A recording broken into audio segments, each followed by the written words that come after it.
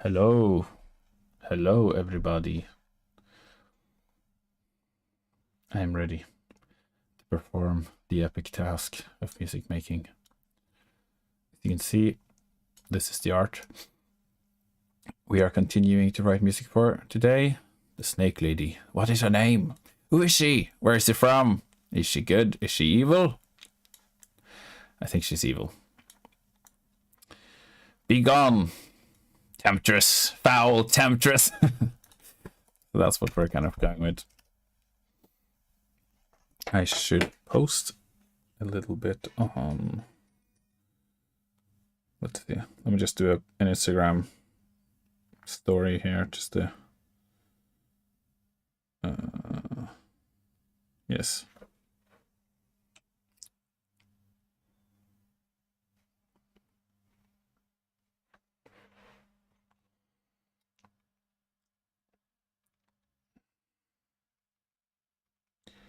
Joined for music making shenanigans on Twitch. I sent the link to someone last time, and they were like, "I don't have Twitch." I'm like, "What?" It's not something you have. You just go on it, right? You can just go on Twitch and watch it normally, can't you? You don't have to like have an account or whatever. I don't know. Maybe you do. So you can't add more than one link.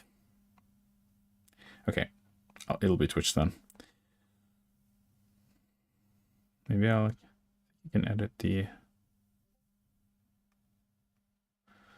Never mind. This is what it is now. Cool. All right, let's hear it. What do we got? Well, I plug in my side chat screen here.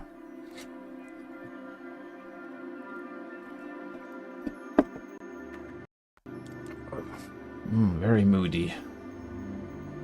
Very moody.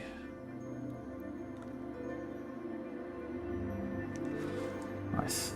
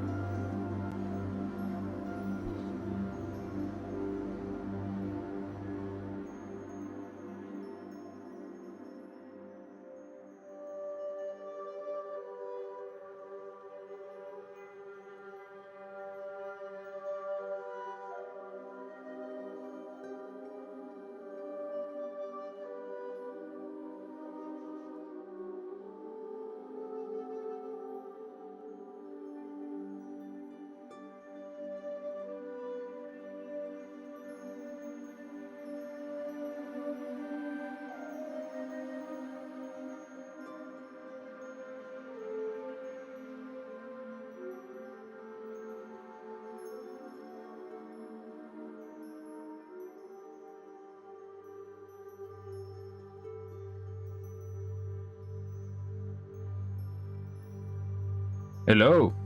It is not Silencium. This time I have actually unmuted my microphone. We are just listening in silence. With closed eyes. Not sleeping. Just resting my eyes, listening intently.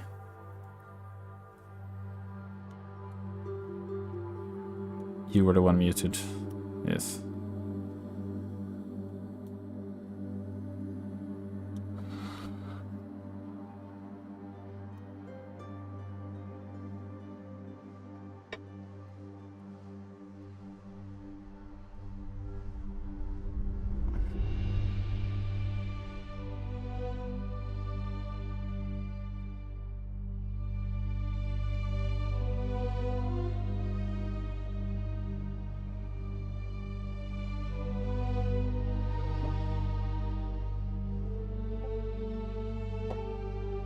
Gotta prop my screen up because this screen is not made to be put like vertically. So it's got buttons on the sides that like open the menu, so I gotta like put it up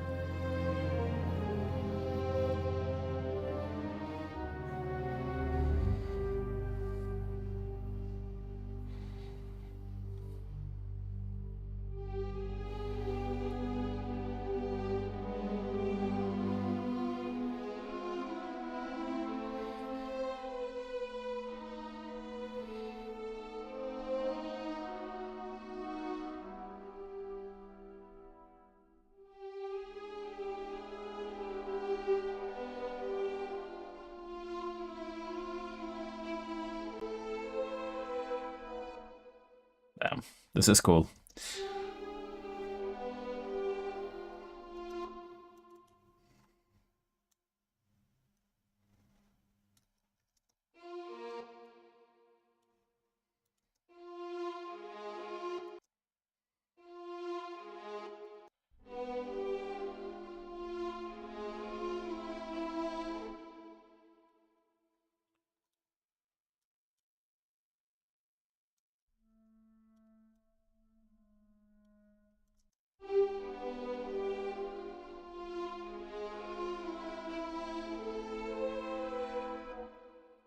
It's like the kind of time you wish you had like live instruments, because it doesn't sound like as good with the MIDI always.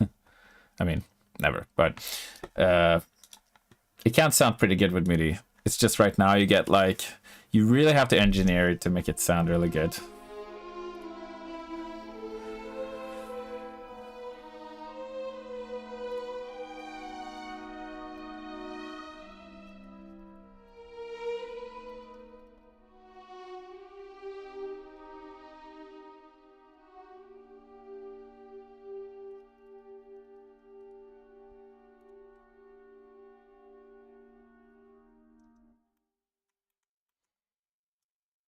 Right, so I was last time I was trying to fill this section out.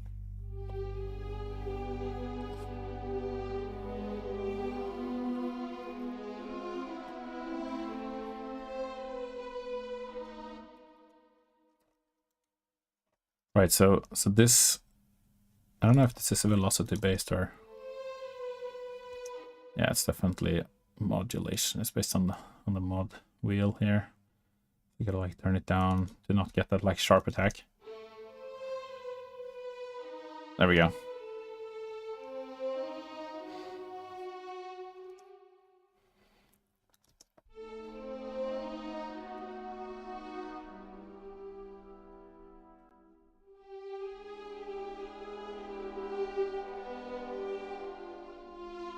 Some funky stuff going on here. Let's repair that.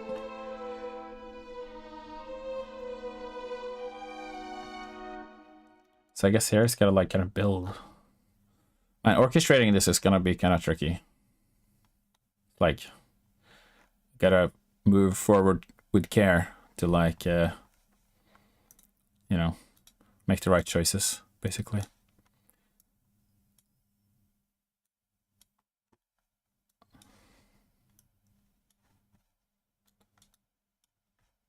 Let's see.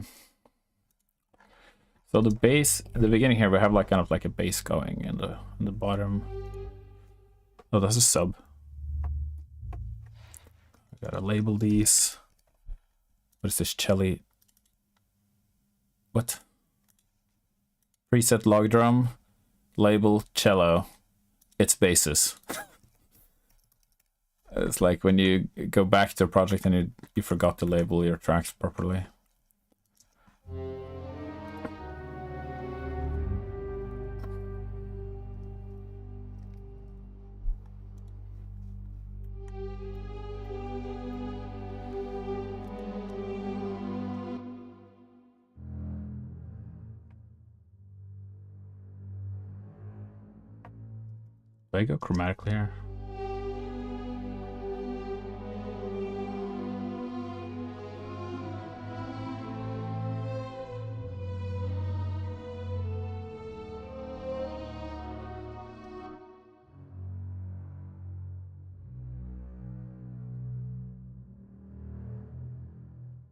It's quite dark, quite very dark, very powerful.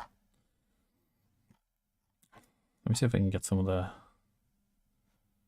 colleagues in here as well.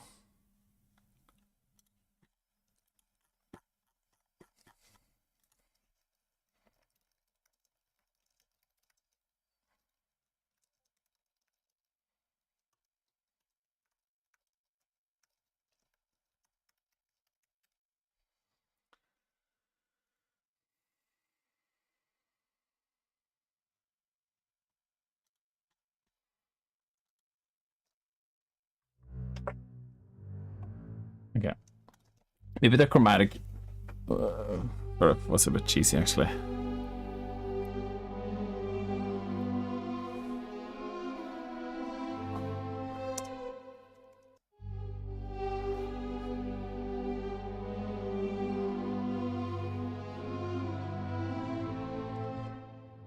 No, we need a chromatic.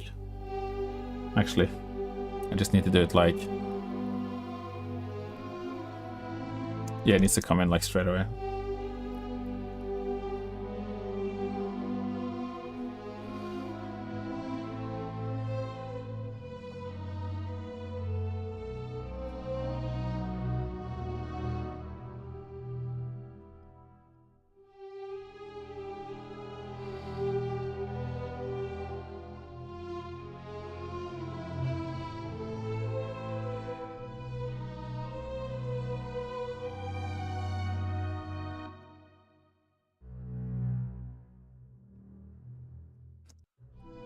I wonder if that base would work.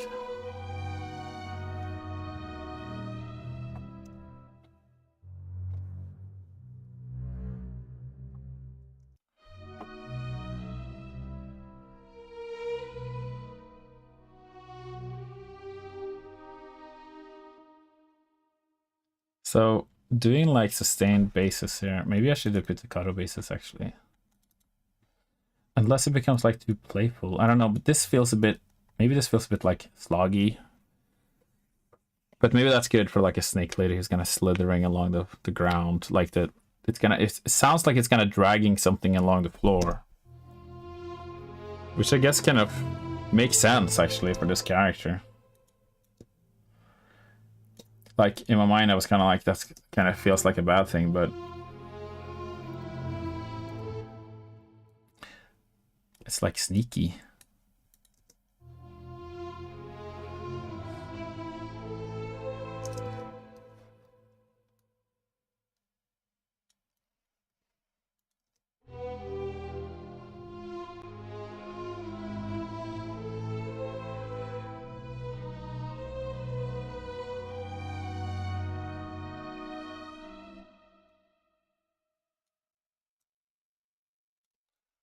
Yeah, it's sneaky, okay.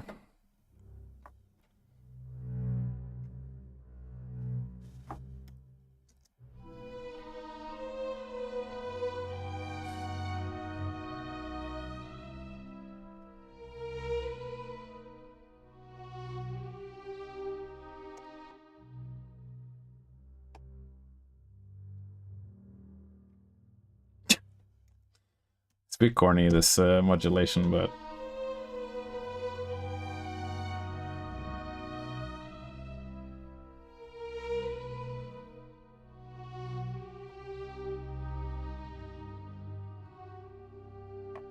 Oh wait, no.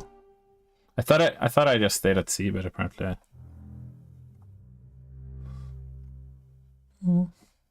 go down to G, okay. Well, that's slightly less corny, I guess.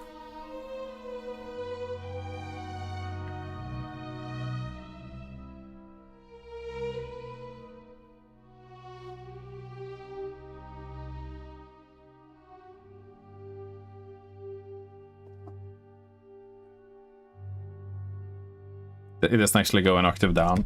I wanted it to go an octave down, but I have the sub though, I can kind of like fake.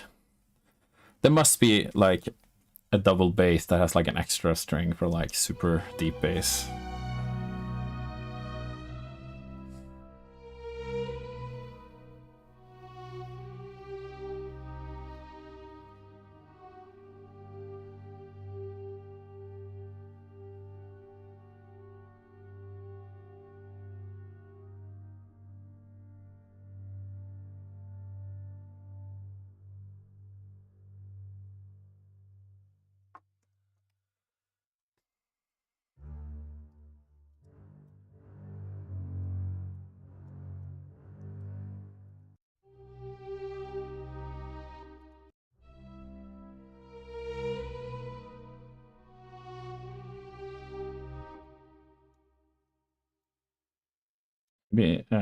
Yeah, really should go down to this.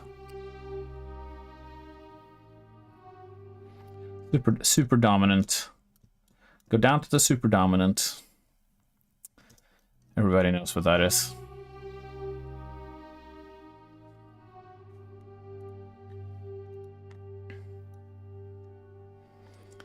It's the dominance dominant.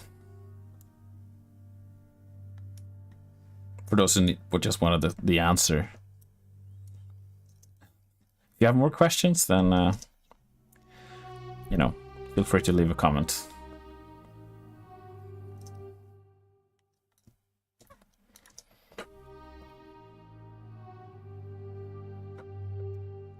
Okay, so here, when it lands here, it's gotta be like pretty dark, I feel.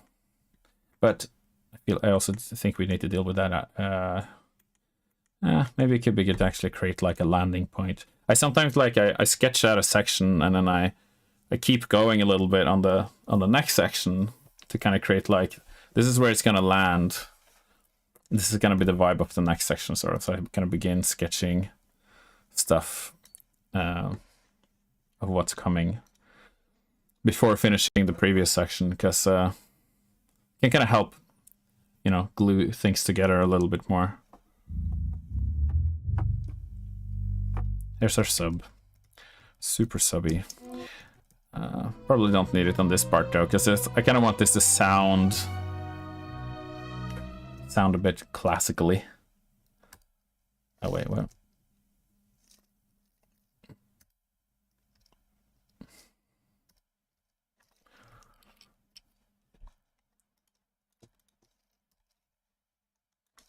Classical sounding.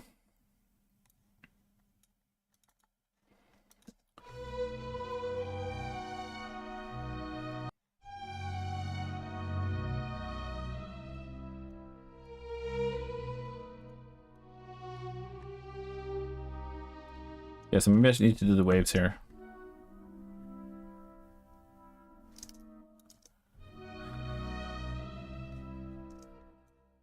Looks like it stops. Maybe I should do that with the expression wheel. Actually, I'll just do this on the slider here.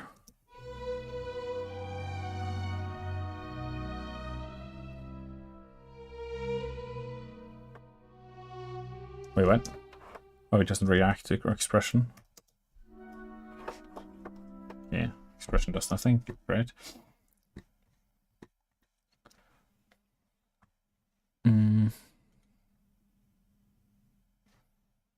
Oh, I had the wrong track selected. Okay, cool. Now it should work. Okay, it's working now.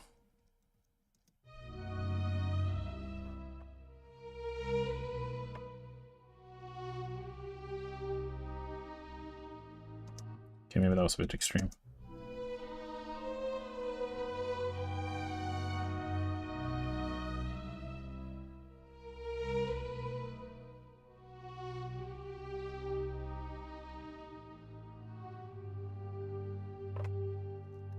Something like that. It's like performing automation.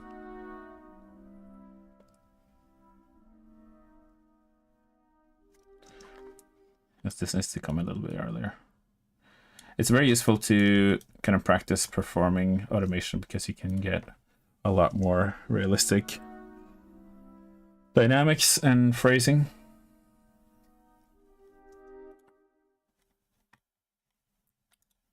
So this works in conjunction with this.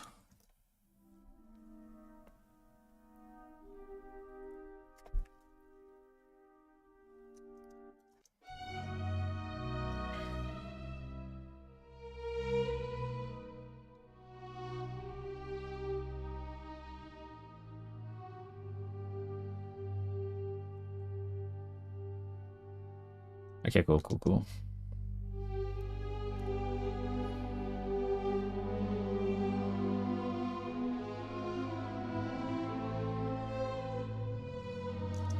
Okay, so now we just continue this shadow voice here that's kind of under the violin. That really adds like a lot of character. I'm getting like Schindler's List vibes from this for some reason. I don't know about you, but does it remind you of anything?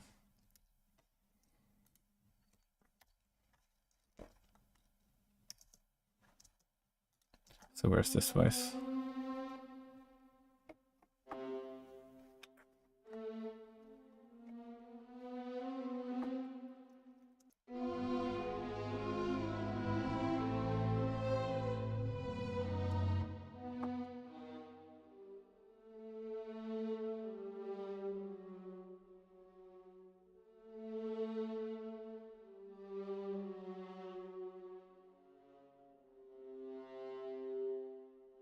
That's open C on the viola. You can't get vibrato on an open string.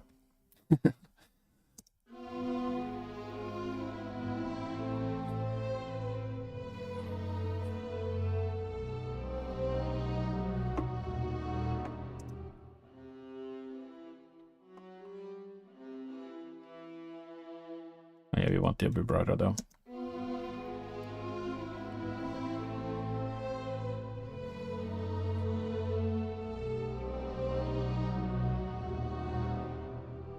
That's awkward. I wanted to go down. You can't even pitch bend this one. I can't even cheat my way out of this. I have to stay within the confines of the instrument.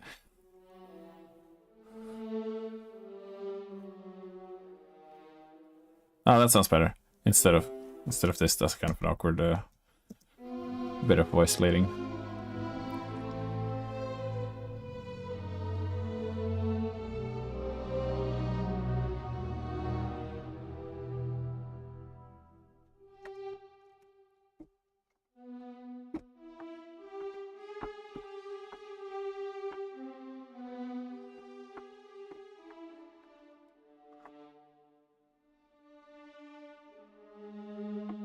But yeah, so it's good to kind of stay within the notes that are like when I'm doing like especially if it's only one shadow voice like this, then trying to hit the sugar notes, which is the 3rd and the 7th. Otherwise, kind of trying to create a voice that makes sense to play as its own voice. That's very important when you create shadow voices. You don't want to write a voice that is only there to fulfill a harmonic role. It obviously it should fulfill a harmonic role, but if it like jumps all over the place just to like hit all the notes that you need, then it's not really gonna sound very good unless you're making like electronic music and it kind of works or something. I don't know.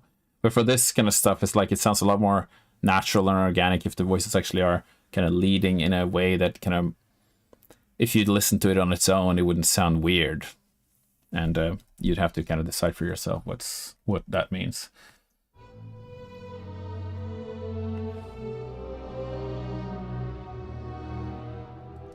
So this is kind of doubling the bass now, which is kind of like not ideal.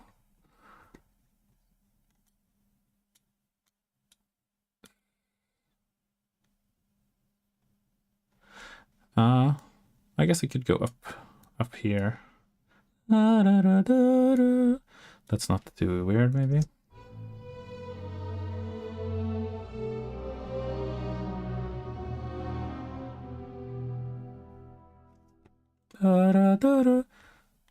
Yeah, as long as it doesn't confuse what's the melody.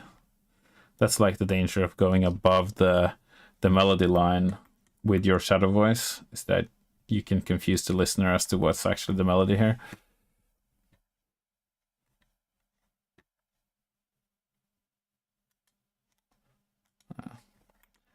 Maybe I can get away with just doing what I did.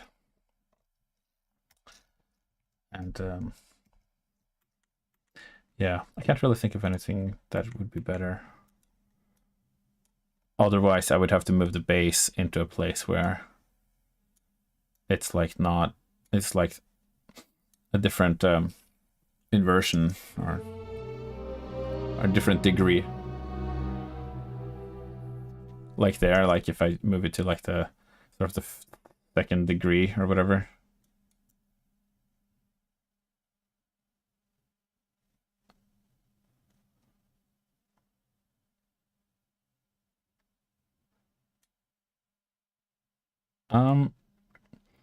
I guess instead of doing the chromatic move in the same way that the viola, I could actually just keep it on the 5th here.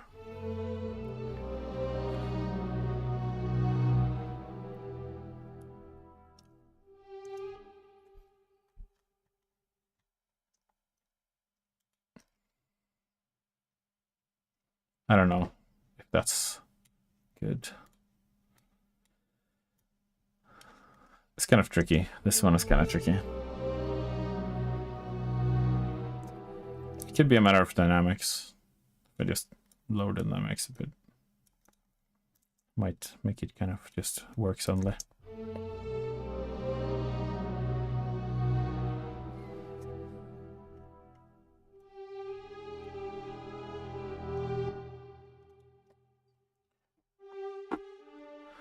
So since the melody is going on a third, you want the shadow to hit the 7th. In this context, obviously. If it wasn't like a situation where you would introduce a 7th, you would just put it on the 5th. Since the bass is already covering the root. So that's where you're gonna want to think that's where I want to start my shadow voice.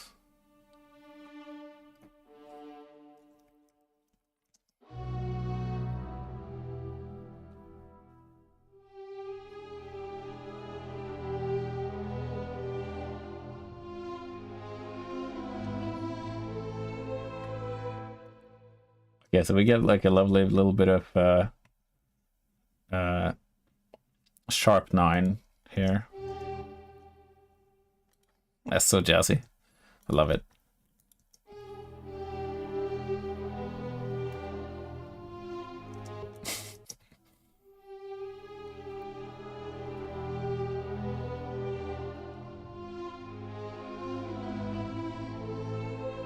It's like we should add a groove on it.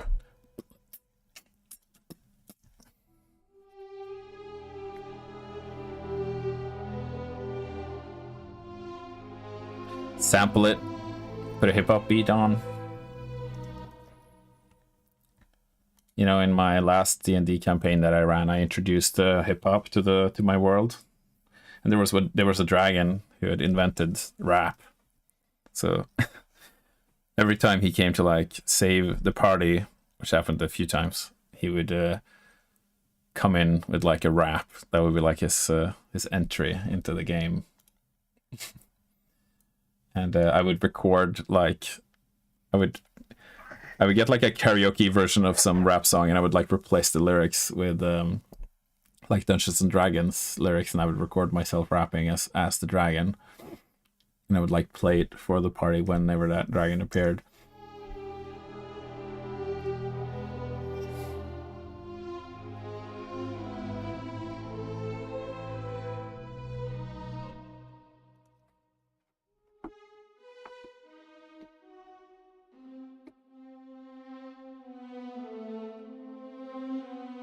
That's like a kind of a nice little line to put in there.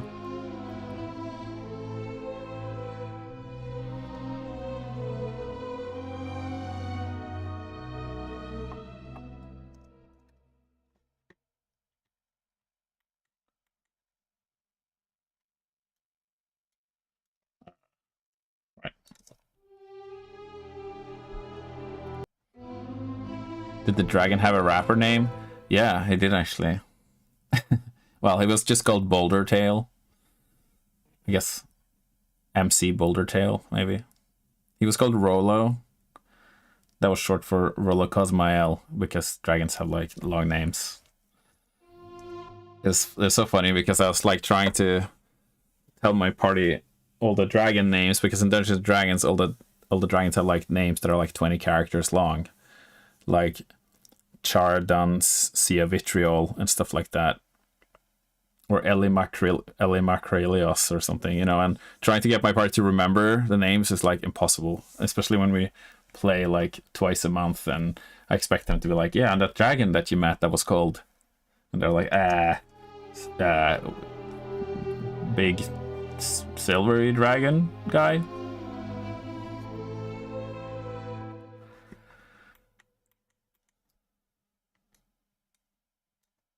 Yeah, I love Dungeons & Dragons. It's been a while since we played now, because we finished our campaign before Christmas. And, well, I think we are getting back into another campaign eventually, after a short hiatus. That campaign lasted for 3 years. So...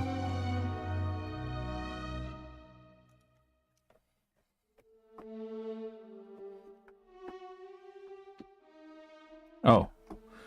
Ooh. The 5th is free. Good. And I can do what I wanted.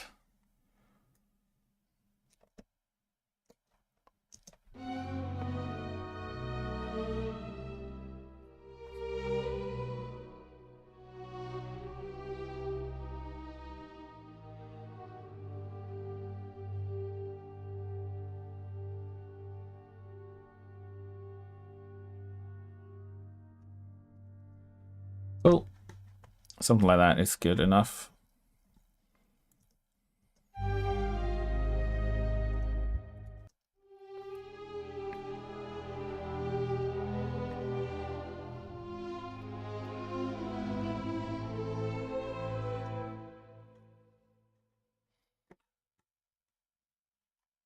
Right, so the second time around, let's double the melody with... Because I think the first time we have the novelty of this melody kind of is enough to keep it going. Custom campaigns or pre-made? It was actually a... it was very much a custom one, but it was built on Rise of Tiamat. The Tyranny of Dragons, both of those campaigns. There's a two-parter, Horde of the Dragon Queen, and then Rise of Tiamat. But then I had like mixed in my own thing into it, that like Bahamut had like created this like orb of dragon kind that was like a good orb of dragon kind of some sort that had like some of his power in it, and one of the characters in the party was like kind of chosen of Bahamut to have this orb, and then there was another character who was kind of like had like divine heritage of some sort from like this kind of evil chaotic god, but it was like it could be like a power for good because it was like chaos, but you know, could be like chaos in the creative sense. We went all the way to level 17 actually. It was like on the final battle they got killed by Tiamat, obviously because it was like way too difficult, but then they got revived by Bahamut, who appeared from the orb at last, and it was like and it was like an aspect of Bahamut that manifested in front of Tiamat, and they had like this breath attack against breath attack, and it was like, you know, like the like meeting in the middle, and one of the characters had to fly into the middle of that because they had to like resurrect the draconic god of gem dragons, Sardior, who was Tiamat and Bahamut's son. Don't ask me how that's like not incestuous, but it was like Sardior got like had to be reborn in the fires of his parents, which obviously vaporized the character. But then another character like did some magic or made a wish or something that kind of brought that character back, obviously. And then yeah, and then it's like when they got revived by Bahamut, they like all leveled up to 17 in like a super divine like power up kind of moment, and then they just like went mad on Tiamat, like super hack and slash at the end, and then you know, victory. It's pretty cool. It was very much the rule of cool towards the end. I think everybody kind of knew that they weren't gonna like lose. Ooh. Water deep, as in like not the board game, but the actual which one are you thinking about? Isn't it like you just ran a campaign in the city, just like go roam in Waterdeep? Because isn't there like a couple of campaigns made in Waterdeep? Like you have there's that Beholder one.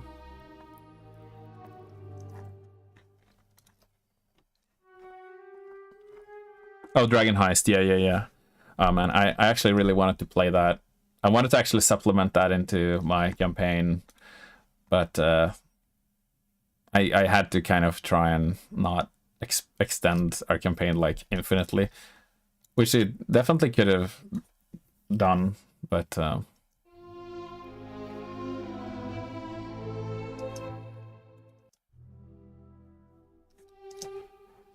fine as a one-off.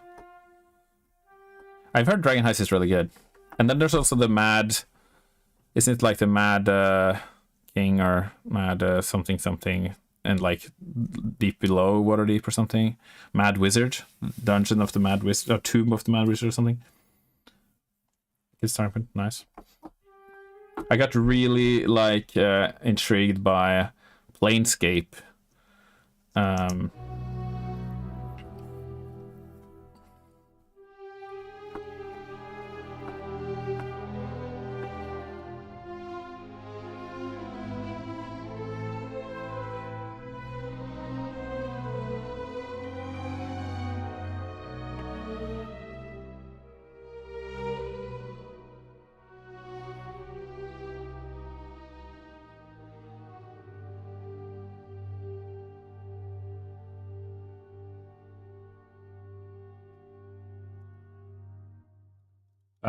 Yeah, Planescape.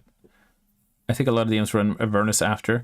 Yeah, I actually wanted to run Avernus after our campaign because our campaign was kind of... I was tying in like elements that it was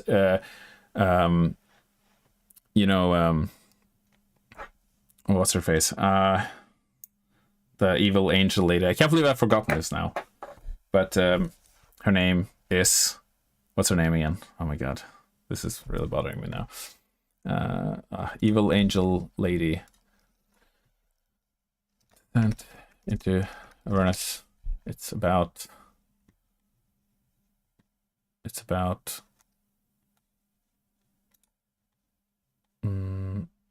Zariel. There we go. Yeah, so Zariel was like behind it all. She was like the one who like facilitated Tiamat being summoned into the material plane, because she actually wanted to get rid of her, so she kind of wanted her to be killed, which obviously is what happened. So she kind of like made Tiamat believe that she had this like cult that was summoning her and to get her old realm back and whatever. So she put like ideas of grandeur in her head, so that... And then they tricked the cult into like thinking that they were chosen by Tiamat to summon her into the world. It was like she was kind of like playing both sides at the same time to get like Tiamat into the world, and she didn't give a shit about the cult of the dragon. Obviously, they were just like a tool, and so she could get rid of Tiamat and have Bane and Baal or whatever, or Bel, or I can't remember all those demons that are in there, but to be her generals instead. She just hates Tiamat, basically, and wanted to just get rid of her.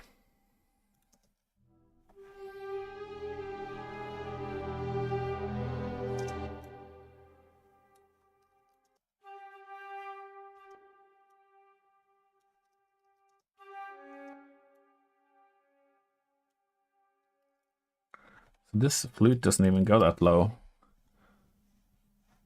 Can a flute not play that low?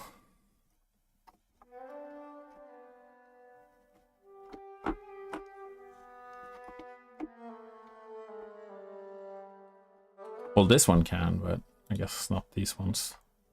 That's weird.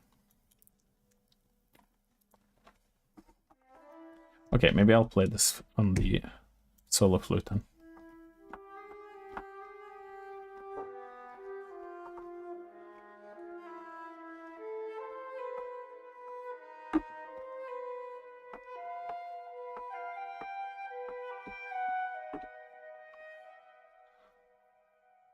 There's the Alexandrian remix. Oh, okay, cool. Yeah, it's fun to just homebrew a lot of it.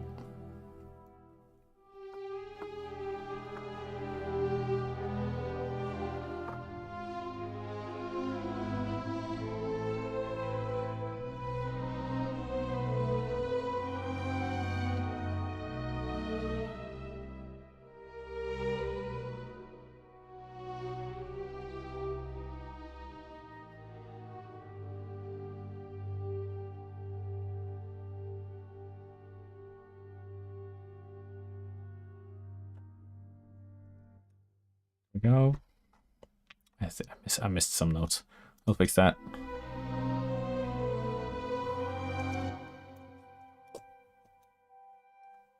Oh wait.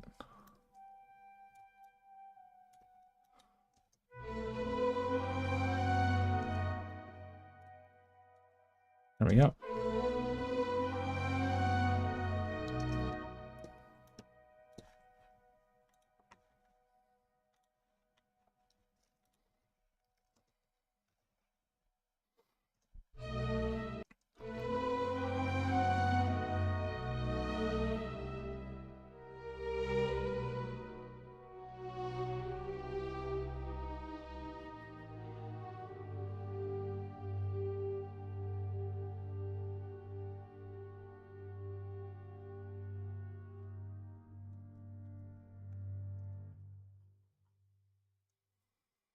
Okay, maybe we can add some like some bit of mood.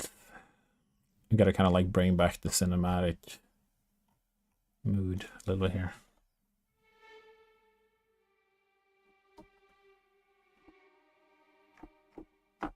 Bit of tremolo strings never hurts.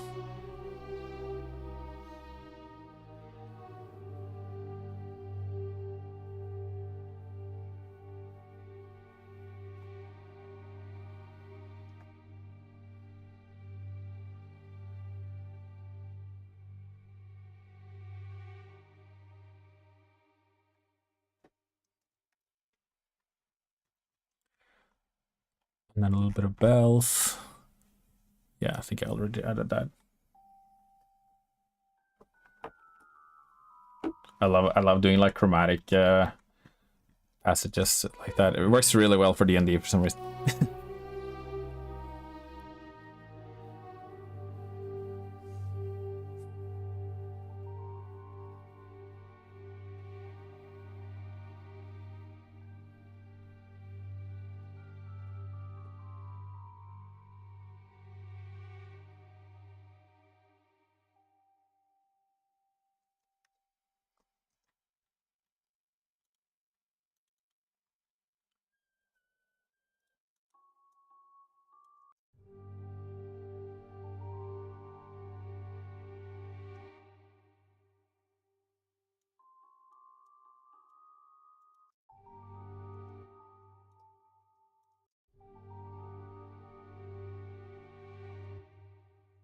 Let's just keep it like that.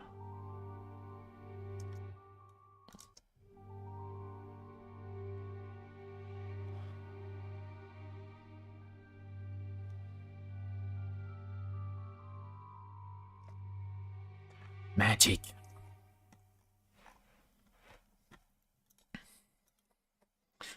Are we in tempo though?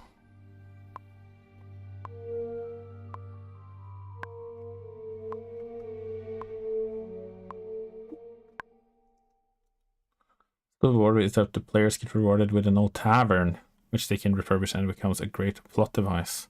Oh, that's really cool. So is it like they run the tavern and like people come to the tavern and they invite people to the tavern, or like do they earn money from it? Like how does that even work?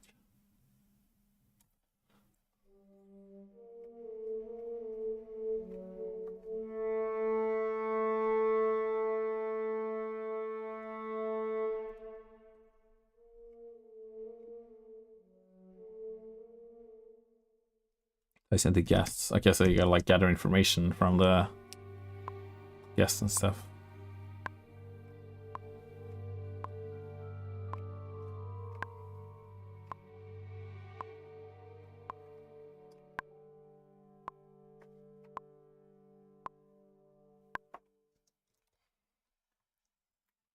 Right. What was our melody at the beginning here? Oh, it was like something like that. Let's see.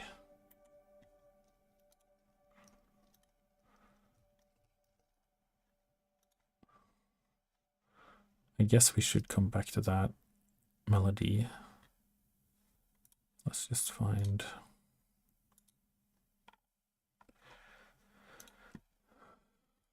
Maybe we'll go for an English horn or something. English horn. Cor Anglais.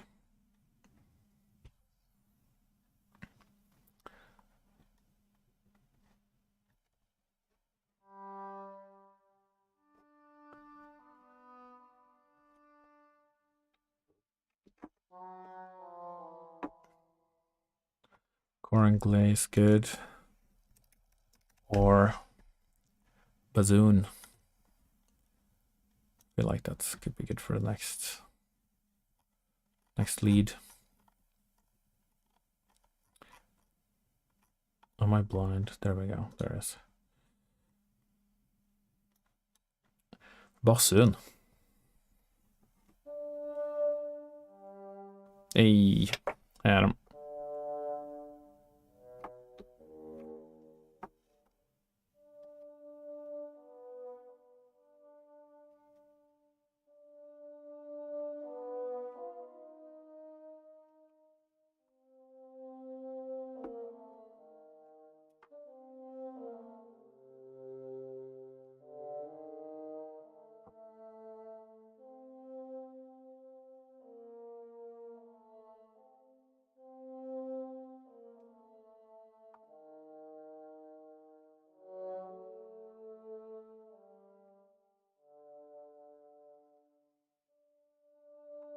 Maybe the next section should actually be like a bit more like ethereal sounding. It's kind of like in the beginning, it's kind of like enticing, like she's trying to like lure you in, and then it's a bit more like dramatic and a bit more like painfully romantic in a way. And then you are left with this like kind of ethereal, like you realize she's evil, but you have this like kind of echo of that, like you were tempted in. And now you regret everything or something. I don't know.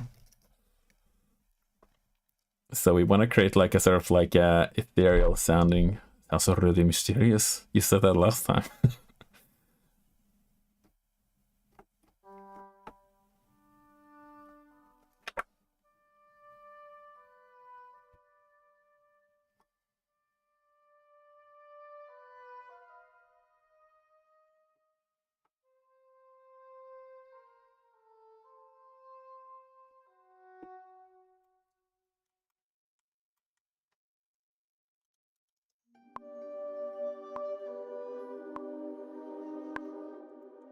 Oh, yeah.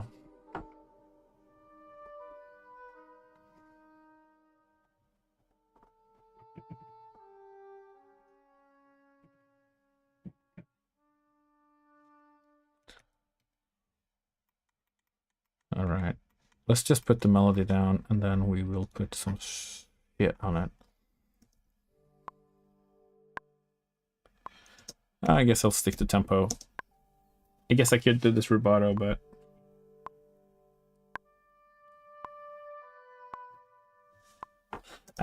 maybe I should do rubato. Maybe I should do the other stuff first, because then we can open up a little bit of space, because if we go like straight into it, then maybe that's like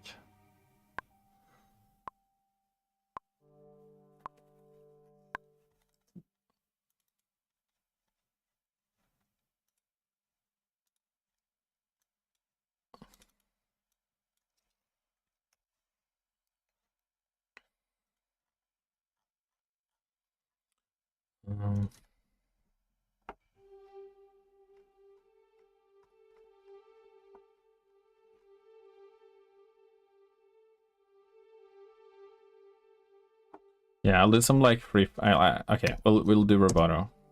It is decided.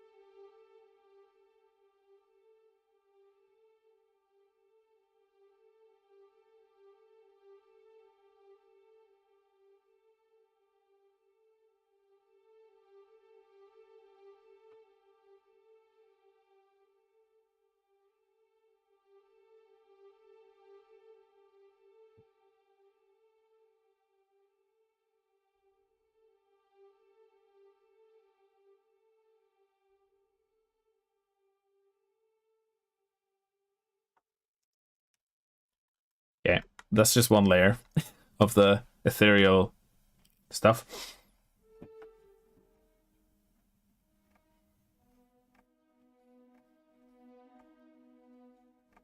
It's like they play. Whatever. I'm just gonna record it. Like accelerando, retardando, free flow.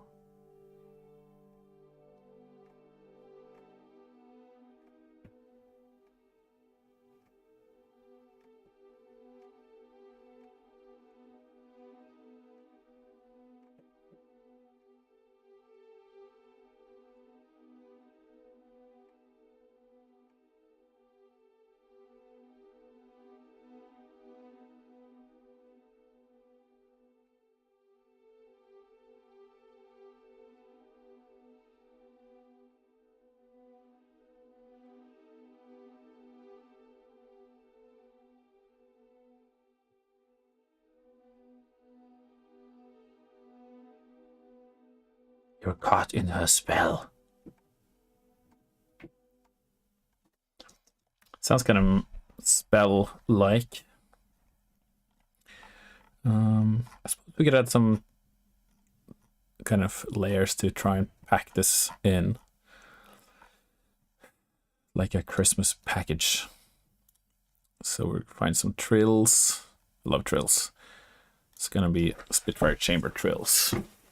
Because they are nice and textury sounding.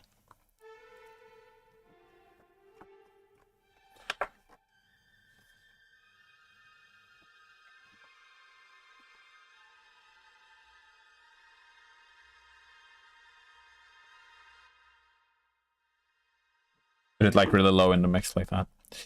Yeah, that sounds like.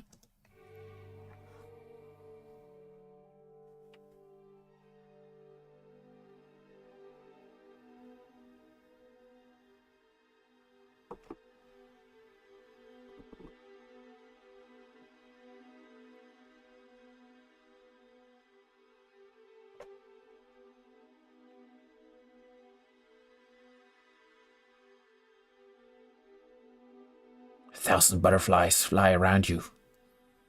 You cannot escape her magic.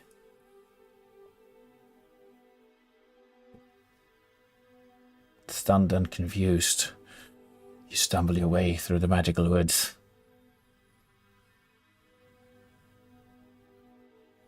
Is there no end to this enchantment?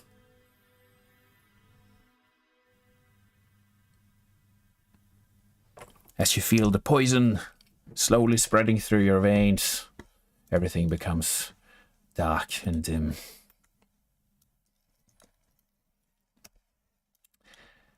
You feel your vision blur. And the ground comes up towards your face and hits you. And it all goes black.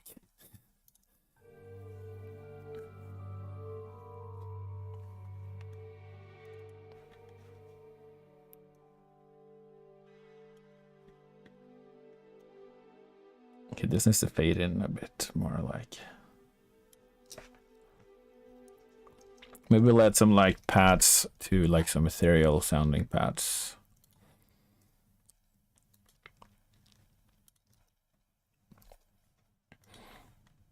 Find something in Omnisphere.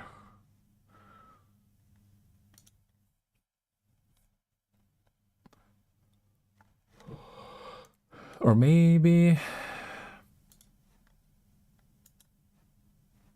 I'll try this. There's this like this one Mysteria. This one's not bad. It is a bit. It's a bit muddy, I think, but that's my issue with Mysteria. It's like it's just like a bit of a big wall of sound.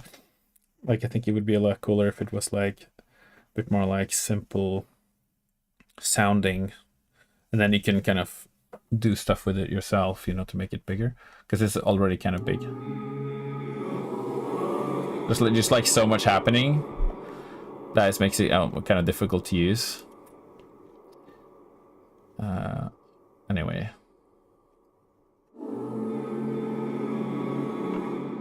Okay, let's turn the volume down a bit. So we get some stuff on here. Some.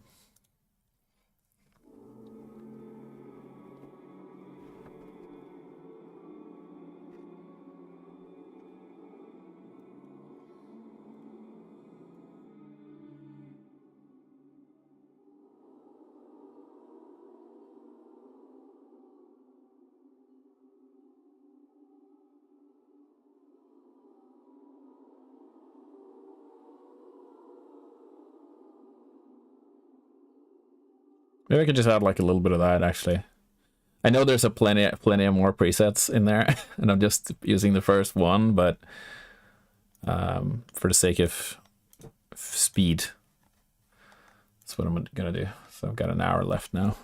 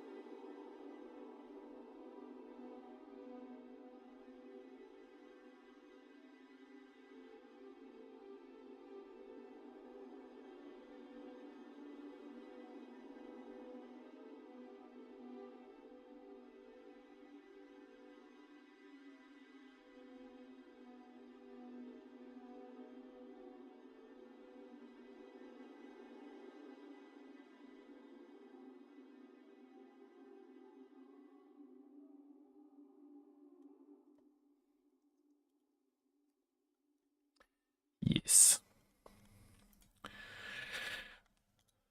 I noticed like in some parts it was probably a bit too loud. I'm just gonna, I think around the middle was like enough. We could also turn the volume down like a little bit actually, because I want it to be subtle, but you know. And then we just do like a fade on the end.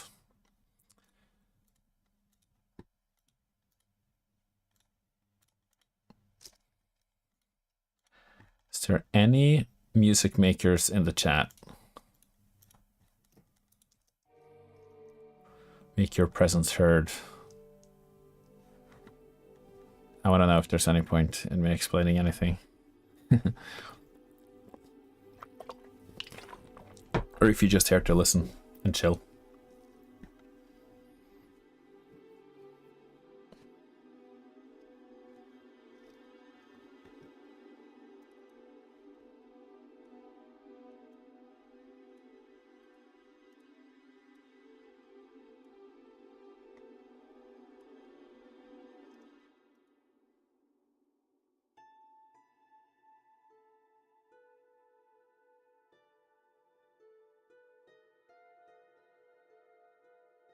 If we do this, it's like you're in a dream.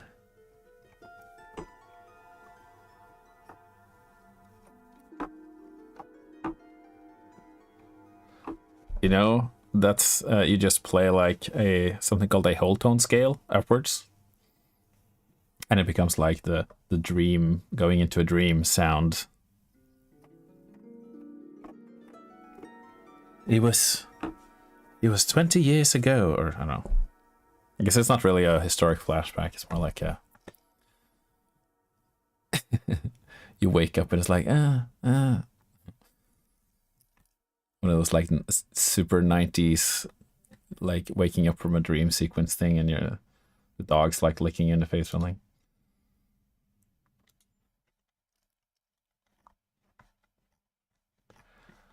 All right.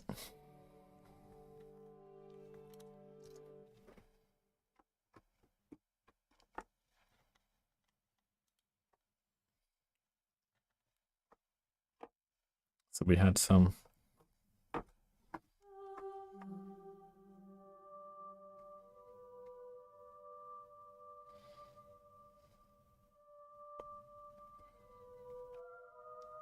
You see the place when you're imagining a daydream? Yes, exactly.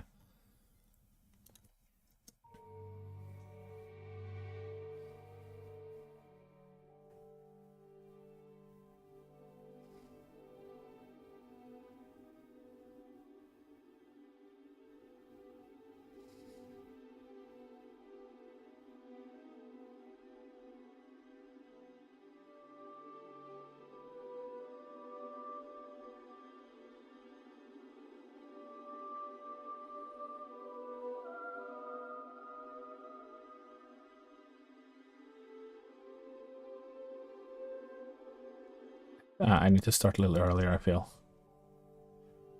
Just like a little bit earlier.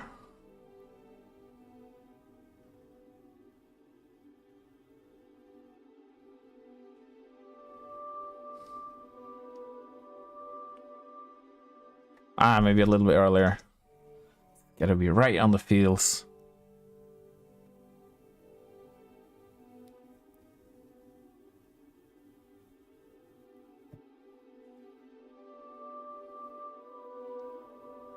I think that was later, actually.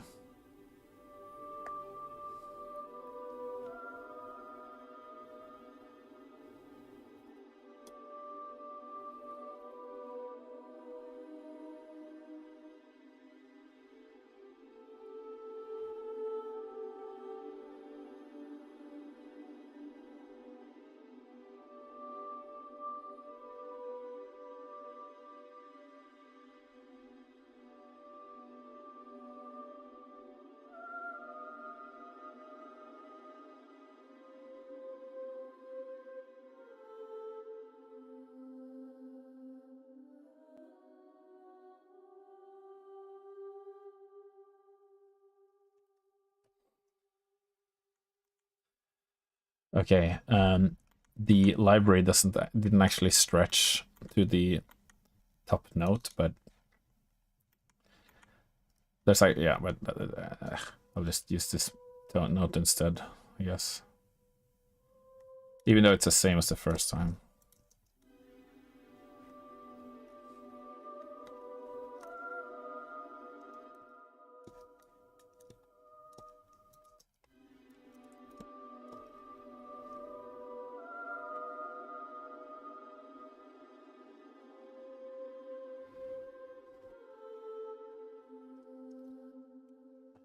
Kind of got to this part and I was like, I slightly forgotten what the melody was, so I slowed down a bit.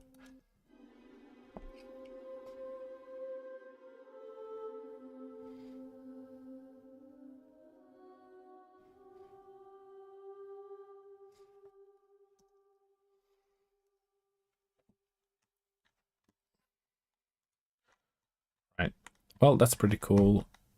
I wonder if there's anything else I could add to that. Maybe not. Maybe it's just good, just like that. It's pretty spooky sounding.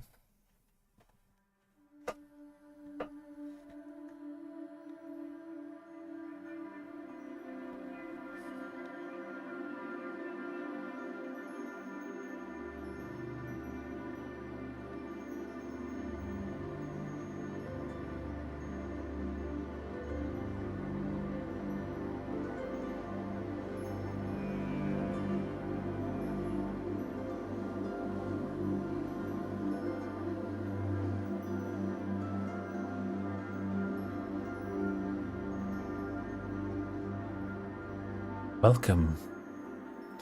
Welcome, traveler. I see your legs are weary. You must rest. You must. Just for a moment, please. Come into my very unassuming and definitely not creepy cave.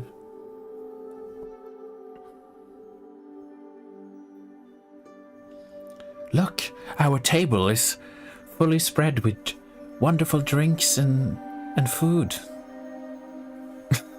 Ken. It's just the guy who just has one thing to say. That's very mysterious, guys.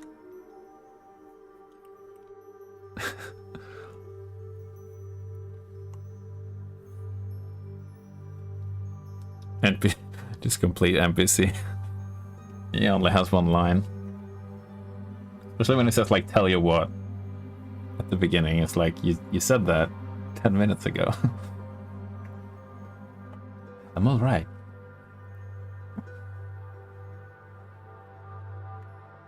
Have you heard of the High Elves?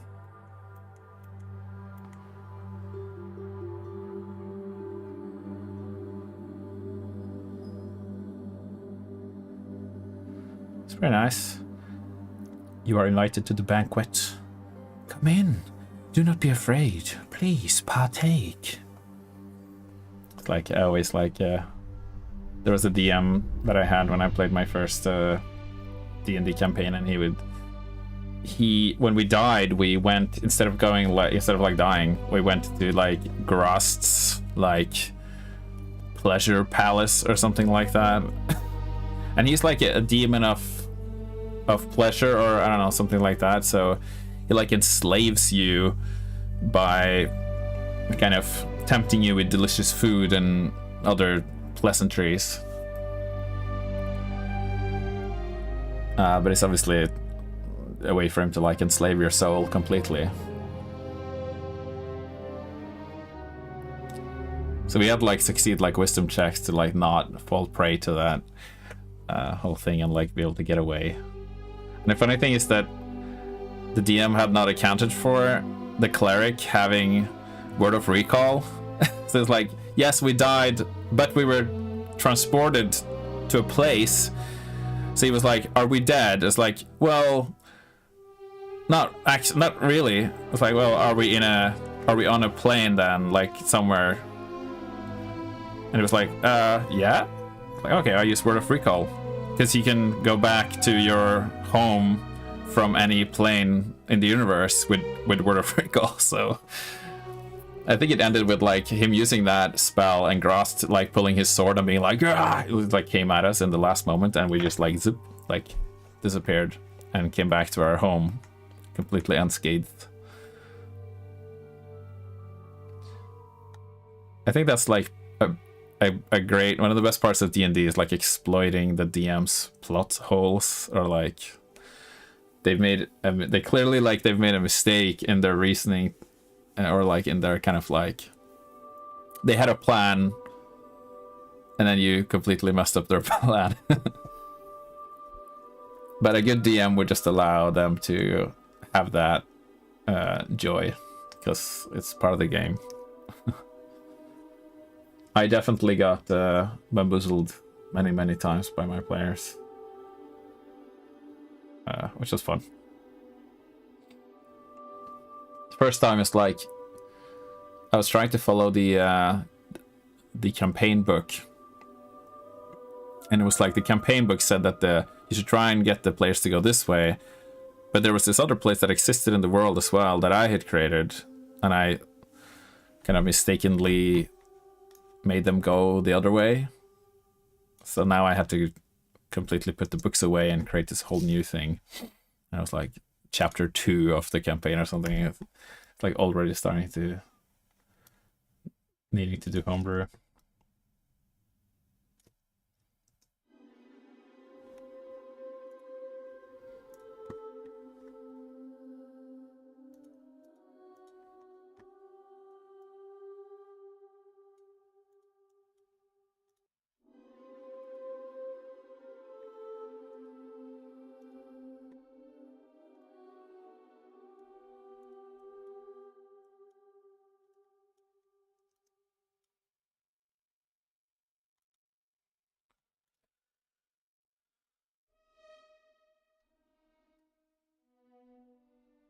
DMs they use to spell magic.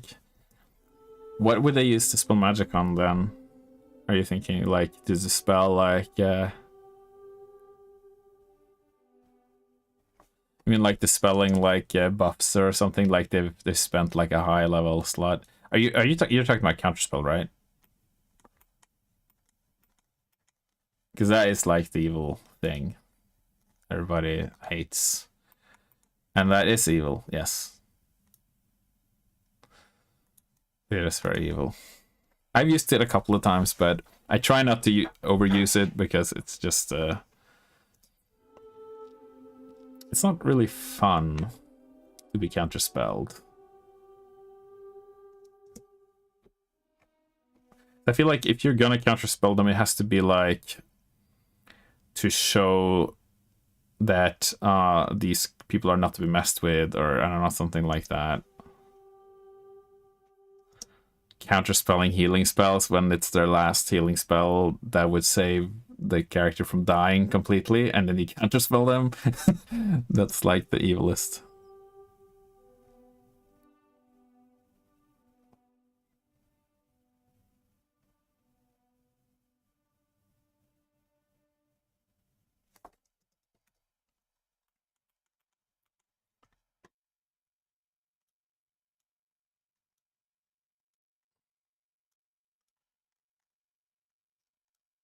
Right. I think actually I'm almost done with this piece now. I think this should be the last section actually, because I think it ties pretty well into the first bit.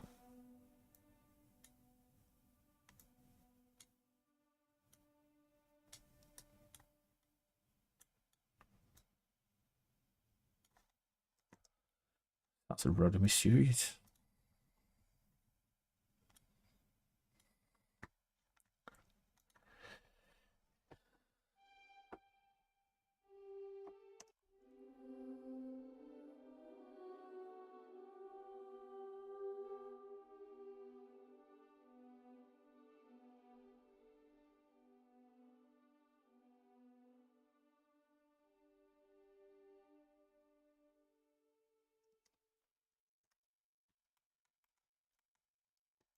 Because it should be like stay on this note to keep it like a bit more ambiguous and less kind of like landing.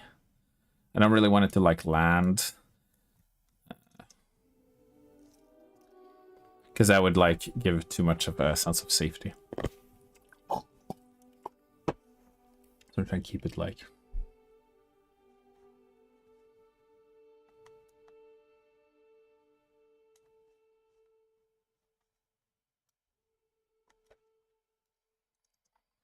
Okay, extend this.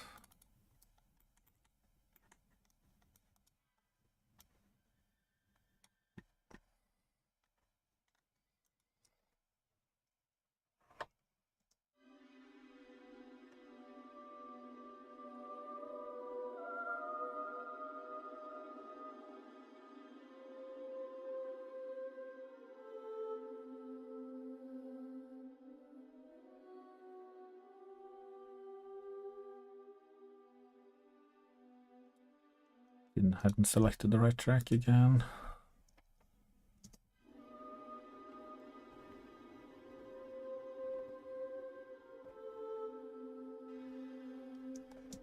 Oops.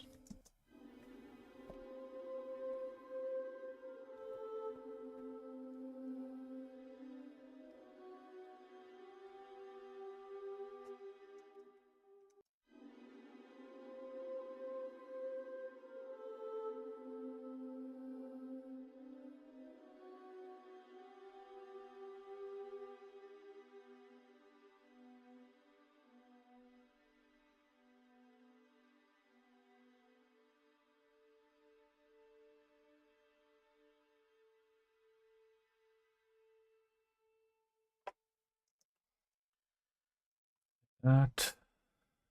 What else have we got?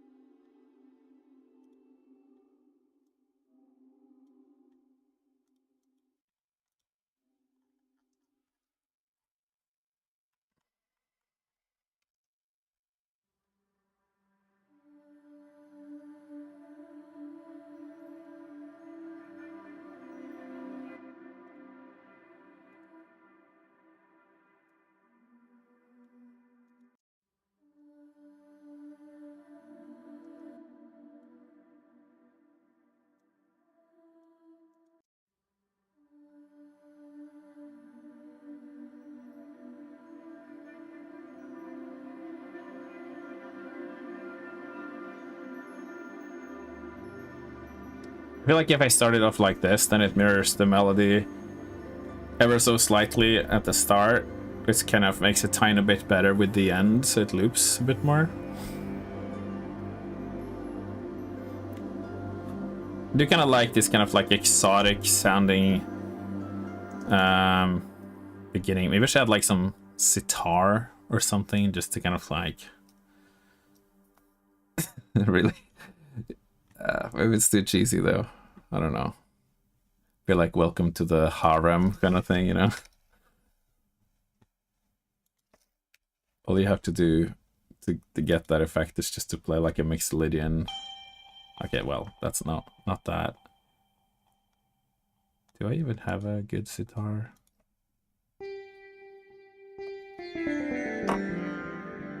Like that.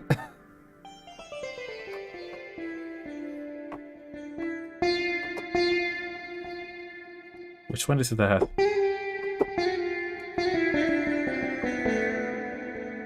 Beautiful.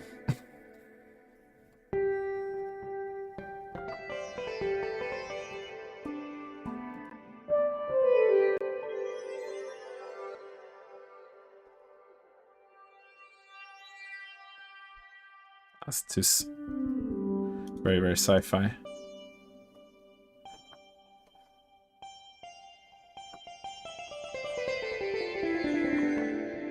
I feel like if I did that, I was like, that would fit in like kind of like a cartoony sort of desert setting, I guess.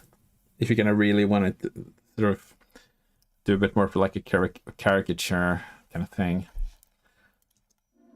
I'm gonna try it though once just to see how it feels.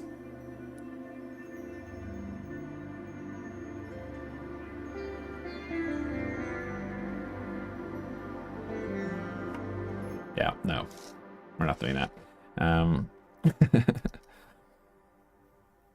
It's so like instantly changes the vibe if you do something like that. It's like the first kind of 10 seconds of your piece is kind of like setting the tone. So like every element you introduce is gonna put people in like somewhere in like a mind space, right? So it's very, very fragile.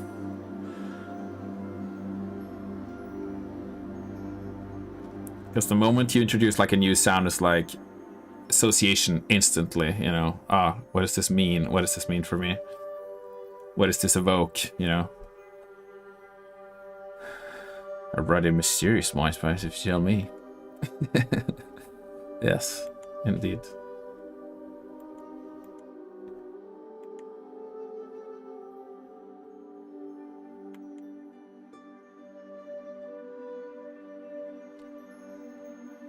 Alright, cool. I think we're actually kind of finished.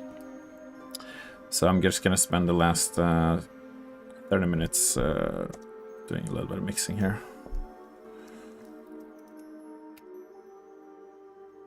And like polishing a bit and stuff. Question is like, what do I mix this to? I guess I could put it at minus 23 LUFS. Wait, what? What have I done here?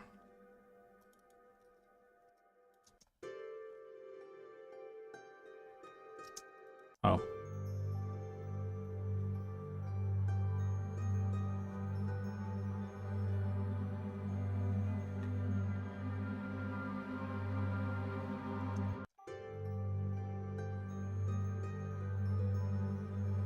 Okay, cool. Yeah.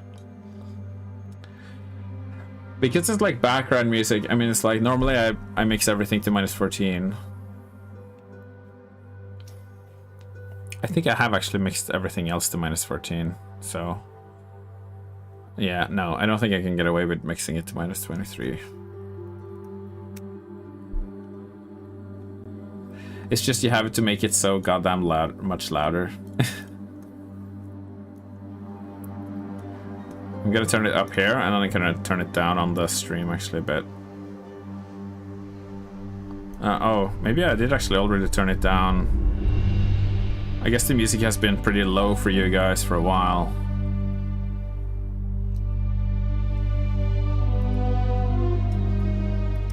Oh, it's very bassy.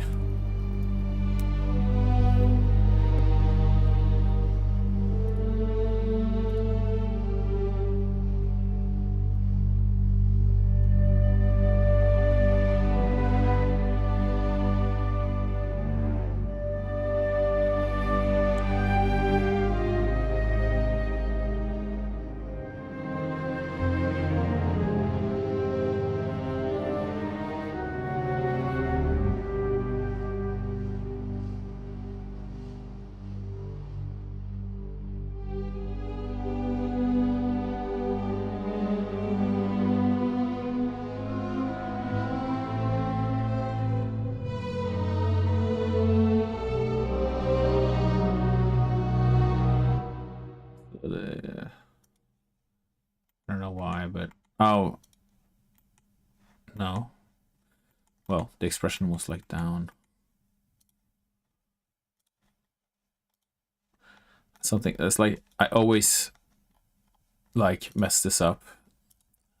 Like I turn the expression down at the end of the piece and then I forget to like fix it earlier in the piece, like in the beginning. And then I export it and I listen back to it and suddenly one of the instruments has disappeared because it's got no volume. Because expression dictates volume on most instruments.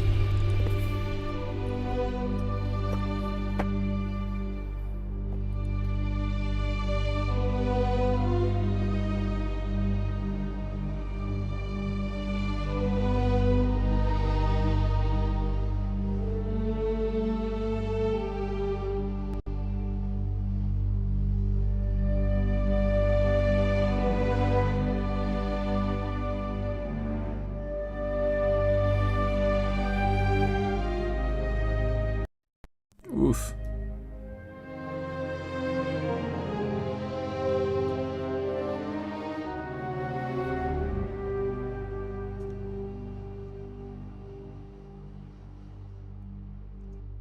I guess I could do like a...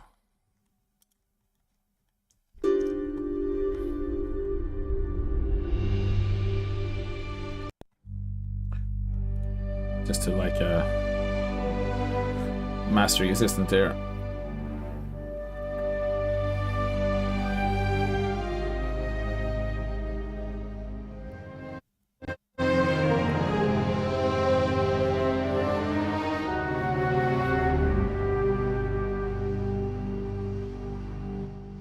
Yeah, so Ozone masters to -11 LUFS. I don't really understand why, because I can't think of a single medium that uses -11 as their standard. Unless you're making like dance music or something for like a club where I guess like the goal is to be as loud as possible.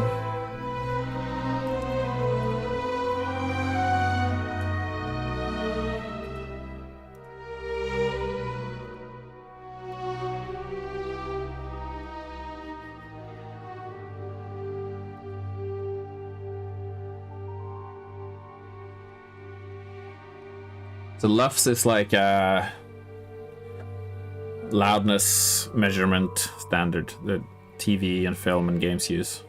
It's gotta hit that. So on this little plugin you see on the screen here, it says -15 LUFS because it has that as its like average perceived loudness over an amount of time.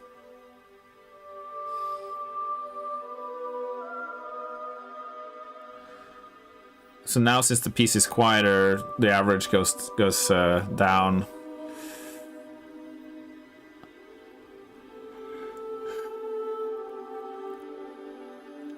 But I try and measure my loudness after the loudest part of the track.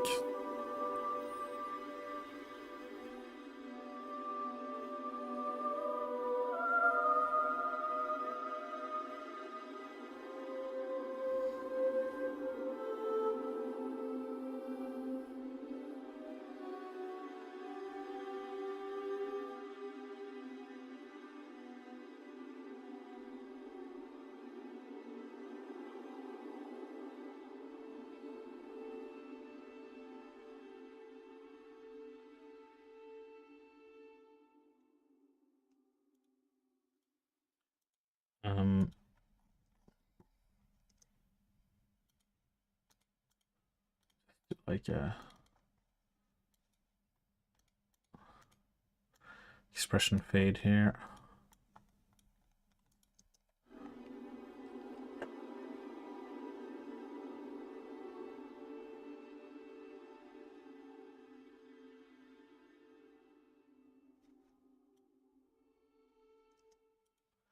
Like that. I kind of wondered if I should add this wine glass. Oh wait, not there. Also very loud. Sorry.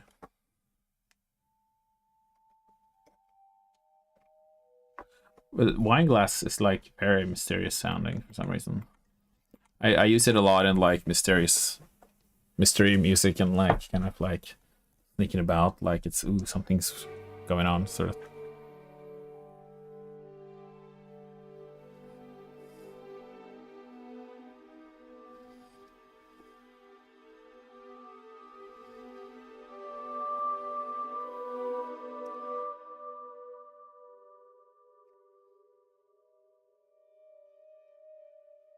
And we can like add a little effect like that.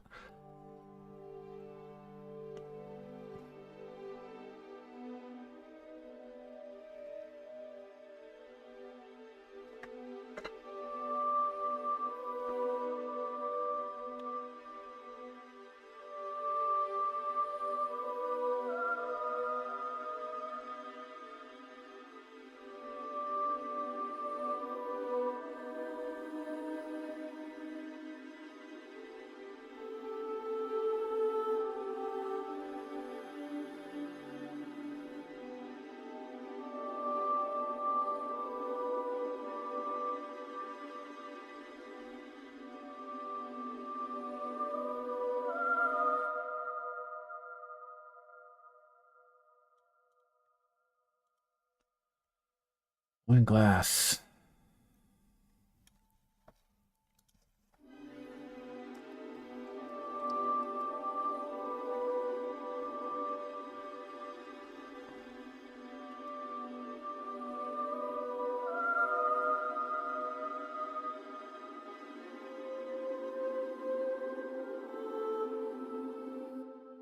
That's a bit just slightly loud here.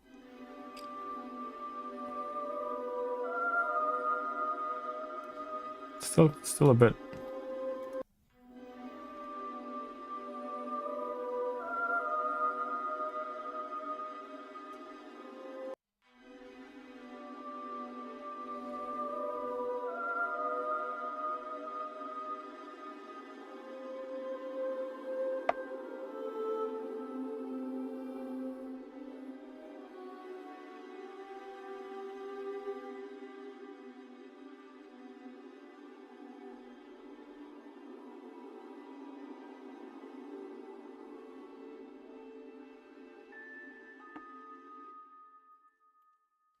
I'm almost tempted to add like the Celeste, but it might steal a bit of the spookiness away from this section, I think. I'm just seeing what this has done to my... Like, Ozone often butchers the music, but...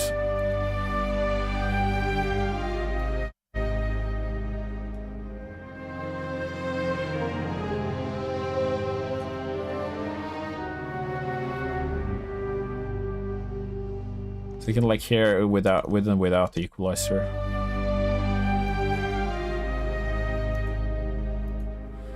It actually does sound better with the equalizer. It's added like a bit. It's kind of opened it up a little bit more. It can get a bit difficult to hear it yourself when you're sitting and mixing.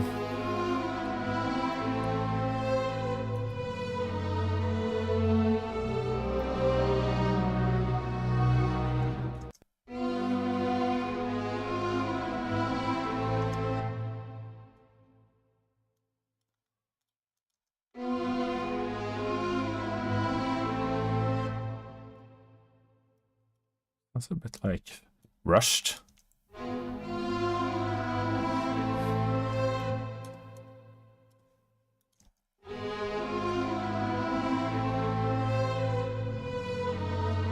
yeah. I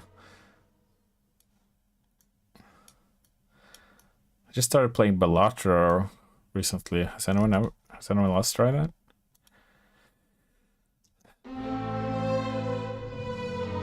It's pretty fun so far. I'm gonna go on a plane. Did you get addicted? I probably will be. It's very addicting so far. I mean, I have been kind of addicted to Slay the Spire, which is also on my phone. I got Balatro on my phone as well.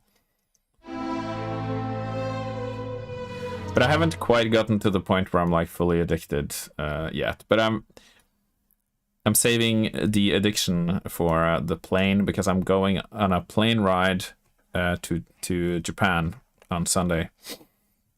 Well, the plane is actually on Monday. I'm going to Munich on Sunday, and then Japan on Monday. So it's gonna be a long journey. Yeah, we're staying over in Munich just to kind of like split up the journey a bit, so that we get like just a 1 day of like a long flight, and it's direct to where we're going. So that's nice. So I'm gonna play probably a lot of Balatro on the plane. This is the plan. It's nice to have something that you can kind of be like newly addicted to when you got like 13.5 hours of flight ahead of you. And it works offline as well.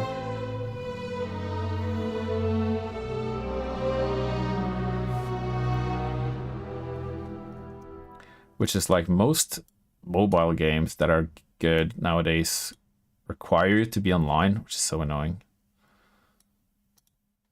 Because they want to like, oh, we want to sync your data or whatever. I'm like, get out of my face. But Balatro is not like that, and it doesn't have any microtransactions. It's just I purchased it, and I can enjoy. We want to steal your data. Yeah, what kind of data?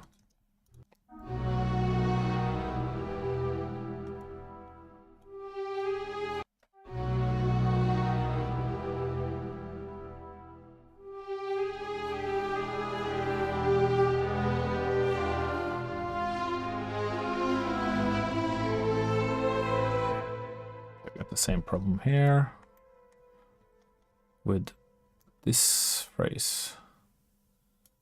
Gotta go down to a certain.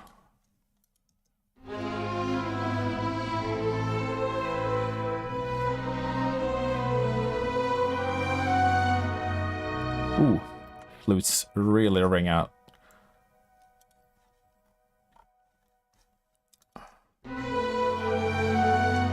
That's a very, very loud and ringing note. See if we can do a little bit of trickery with that. There it is. Get the culprit isolated. Dynamic EQ -7.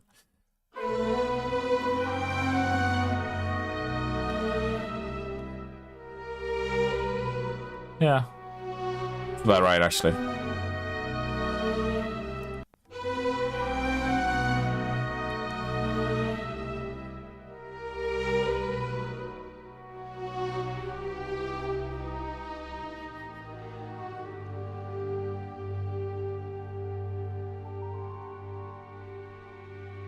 Maybe I do want to have a little bit less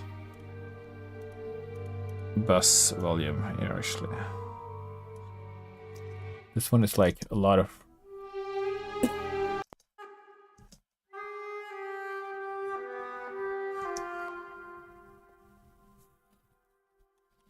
Yeah, I just had a bit too much delay.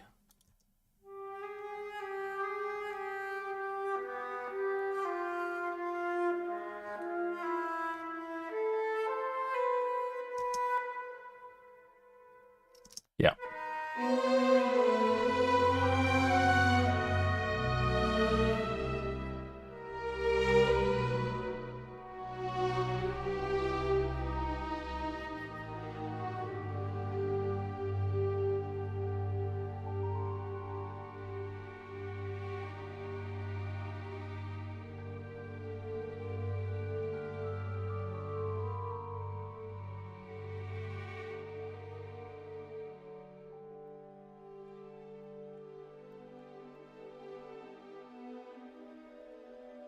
Maybe I should fade this in slightly so it's kind of like doesn't start so directly.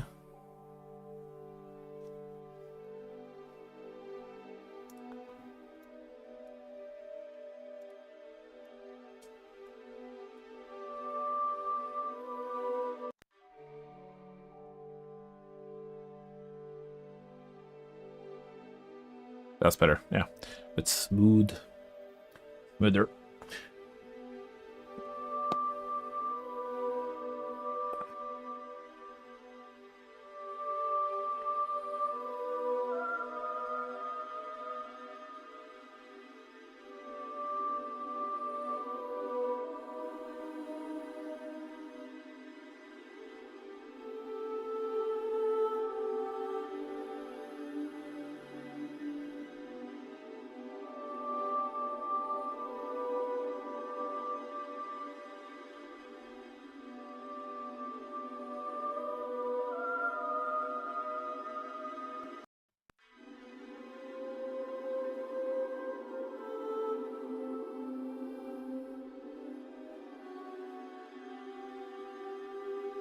Tiny bit of dynamic EQ here, just on the high notes here.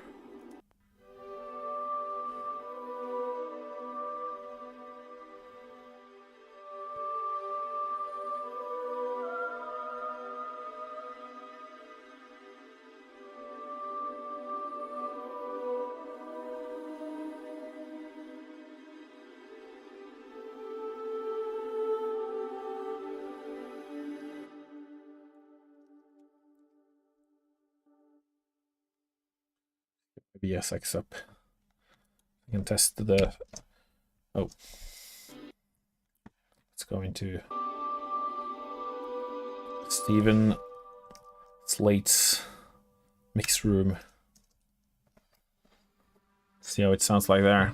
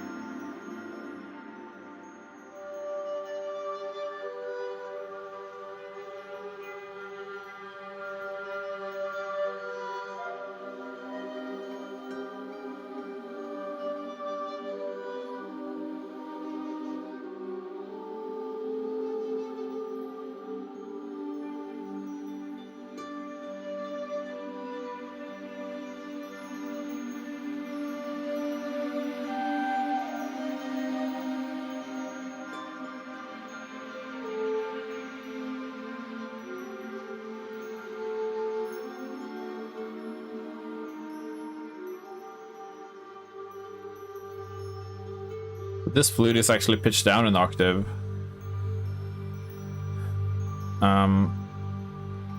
What I'm wondering actually now is, so I've pitched it down using this plugin, but I can just pitch it down in Contact here.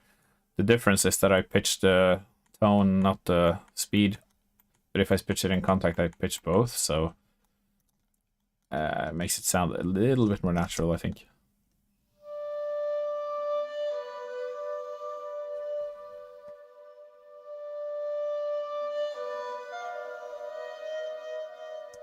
Yeah, that sounds a little bit better than this.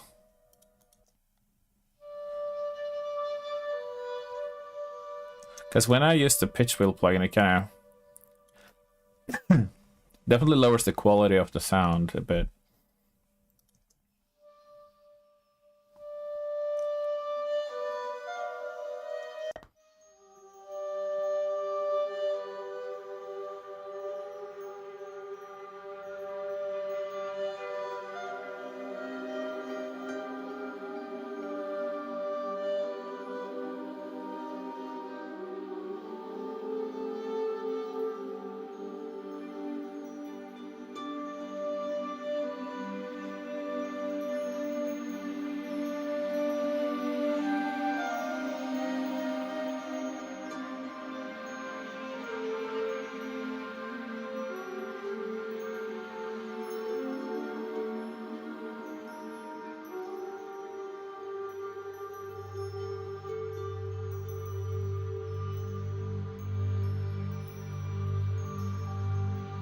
That sounds a bit better.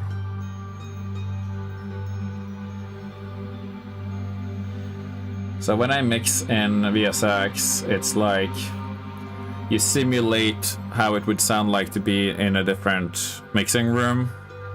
So I'm using the headphones that come with the software, because they're like, I don't know, engineered to work with the software perfectly or whatever. I guess it could be like a sales tactic, but at least it's been calibrated to kind of work with the software in the optimal way, I guess you could say. I suppose you could use it with a different pair of headphones, but every pair of headphones is colored slightly differently, so you might not get you know, an equal experience or like the same experience.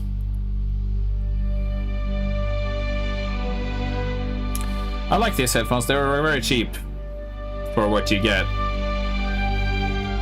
It's like $500 and you get the software and the headphones and everything. And the headphones are pretty good quality, and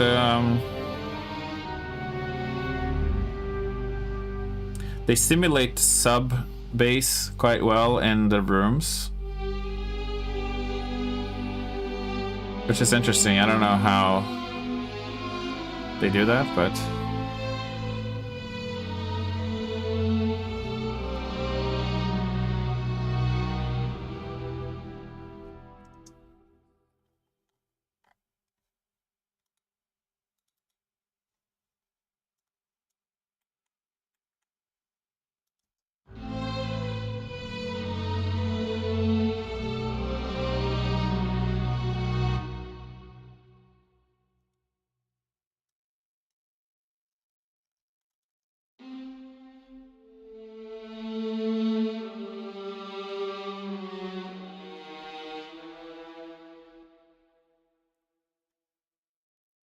I was tempted to stay on this note, but then I realized the melody, the lead melody has that note, so you would like double it.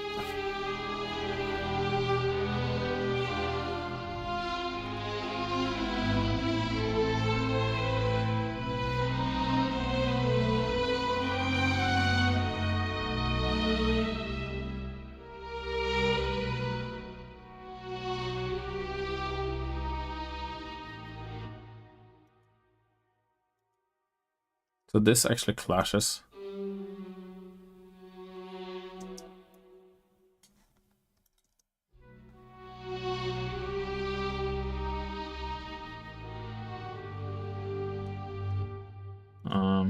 Well, that would make them play the same if I did that.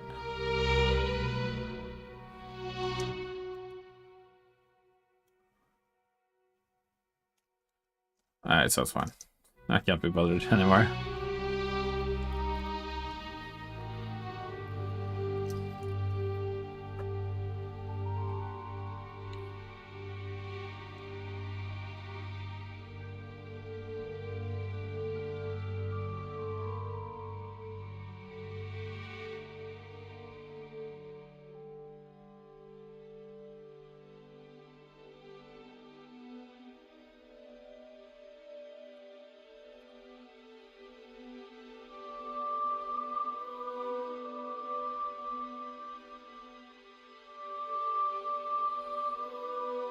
That was the far field. We can listen to midfield,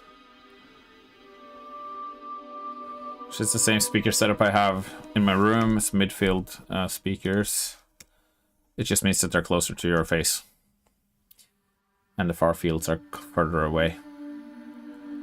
There's also a near field mono center speaker, which puts your mix through like just one. That sounds like this. Very disorienting, because suddenly you lose the stereo image and now you're just listening through like one mono channel.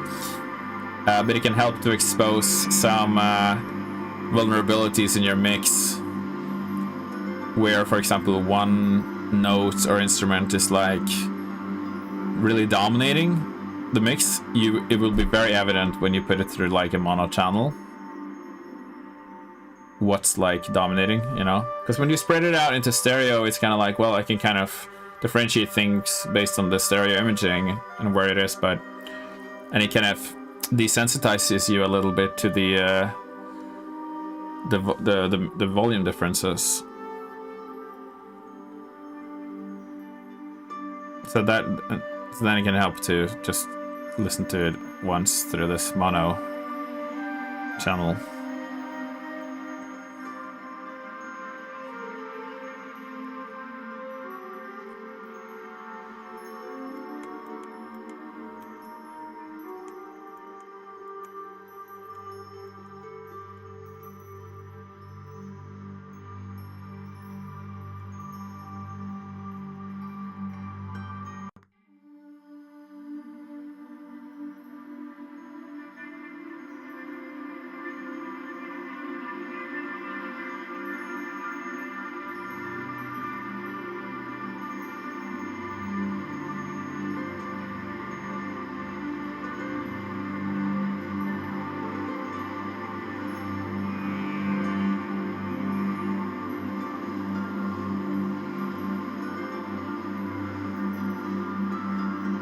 So for anyone who's wondering why the sound is weird and they just came into the stream, it's because I'm using this to check the mix.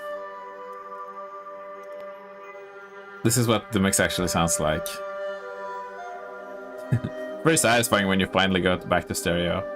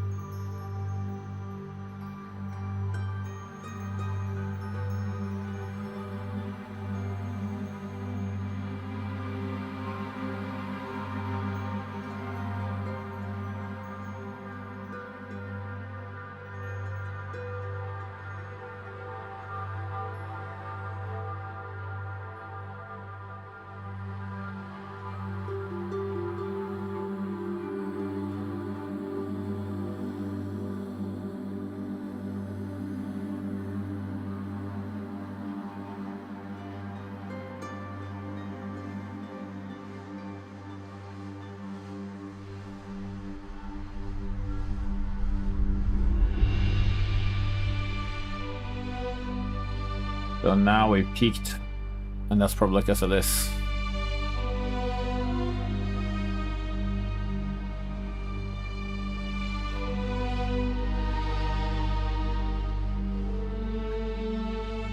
It's like a subswell and it's just massive. But there's a lot of frequencies that you can't really hear because they're so low in the spectrum. But the master kind of registers that as like too much volume, basically.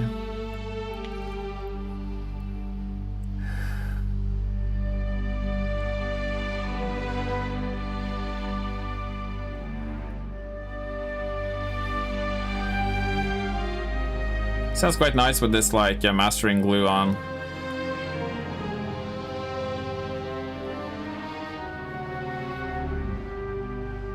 Doesn't sound like overly compressed. I think it's kind of...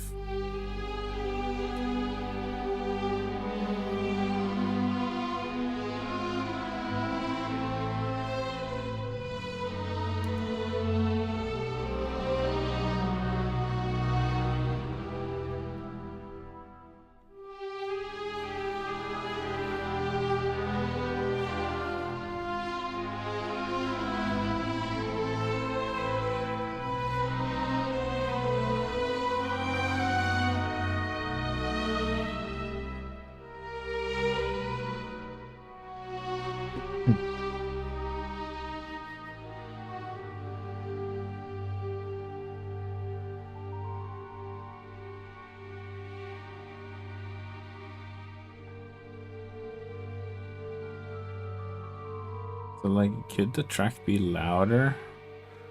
It's not hitting -14 now, so... Okay, I'm gonna try and play it from the start again. -12 threshold here. It's definitely gonna make it louder.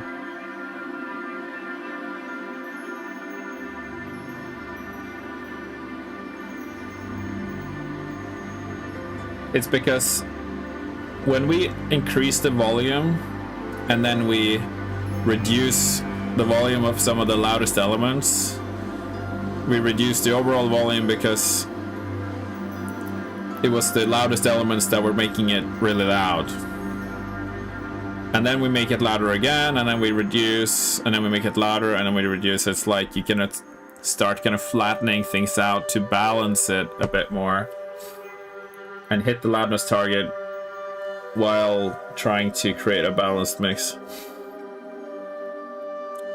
And that can take years.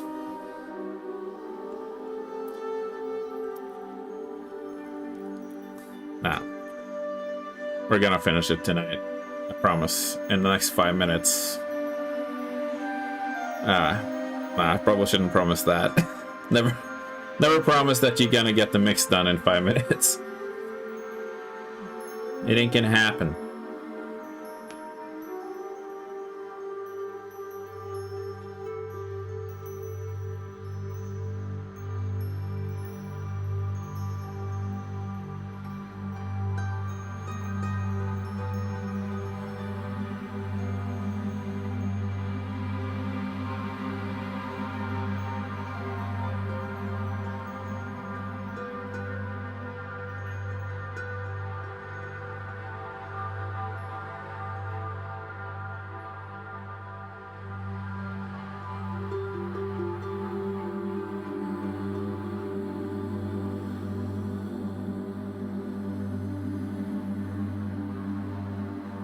These voices sound really nice though, right?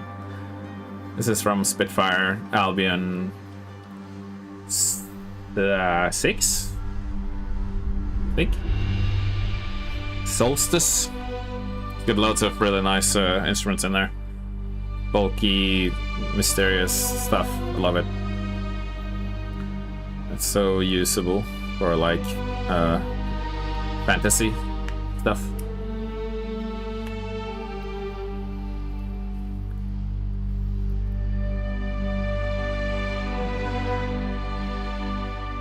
The short-term loudness in this section is quite loud.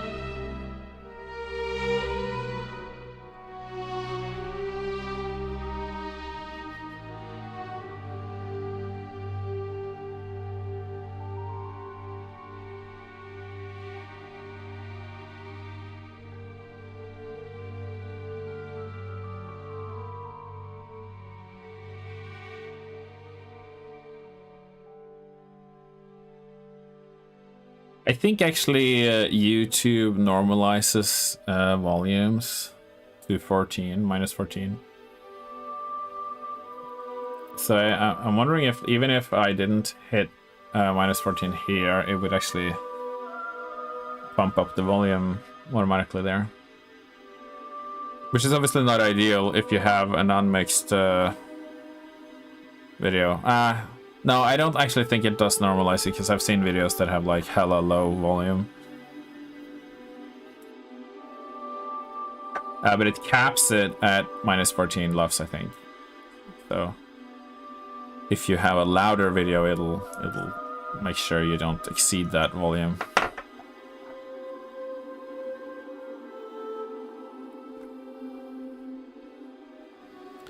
feel like I can afford to increase the volume on this, but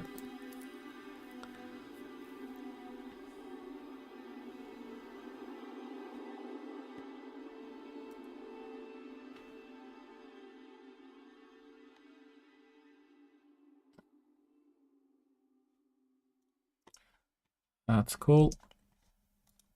I'm just wondering what was my... Just gonna check the volume on the previous track that I did.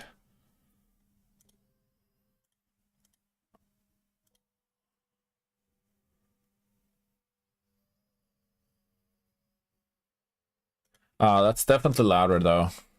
Okay, we're gonna have to increase the volume a bit more. -15. That is loud, but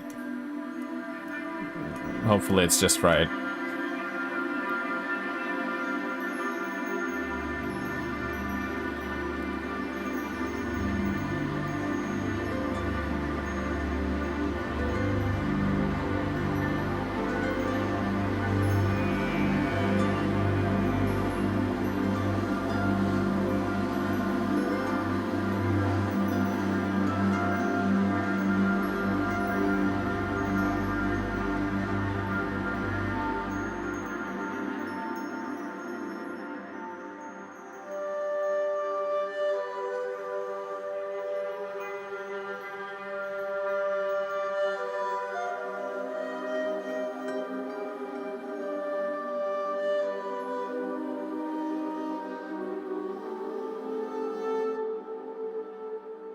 Good thing I didn't hot swap in any plugins because VSX does not like that.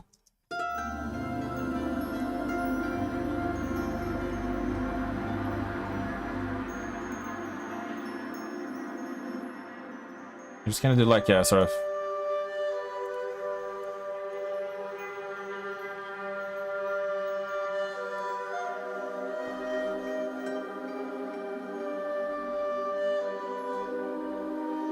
little bit of a multi-band balancing here.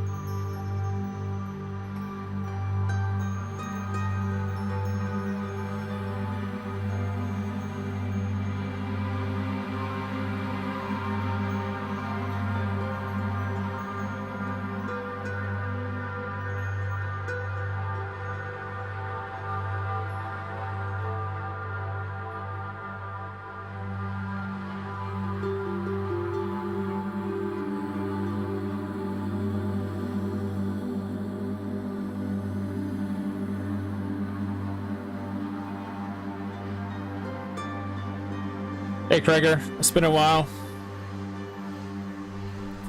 Good to see you pop around.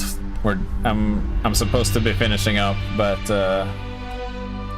just trying to finish up the mix on this track.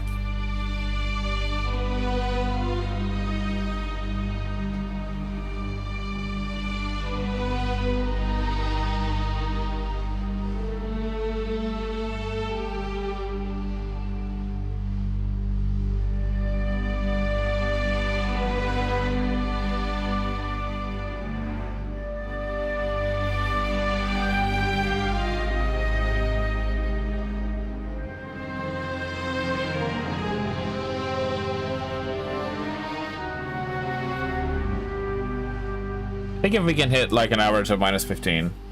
Thank you. What have you been up to lately? Or are you just living?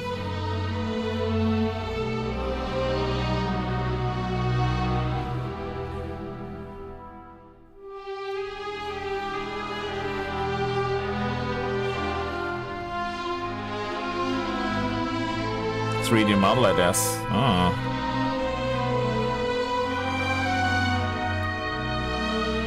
That's cool.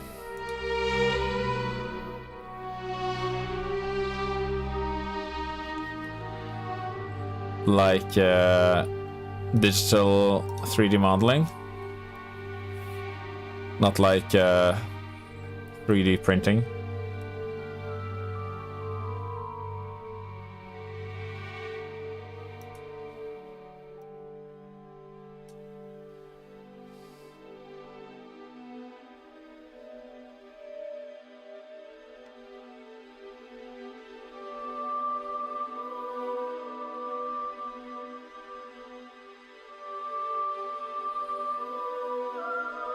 Just gonna have like a spacey delay on this one, just because.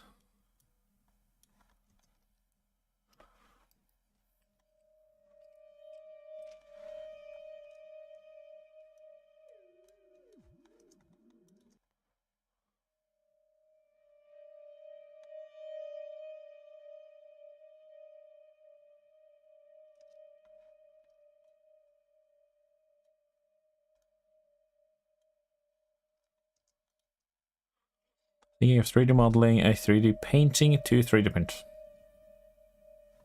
That's cool.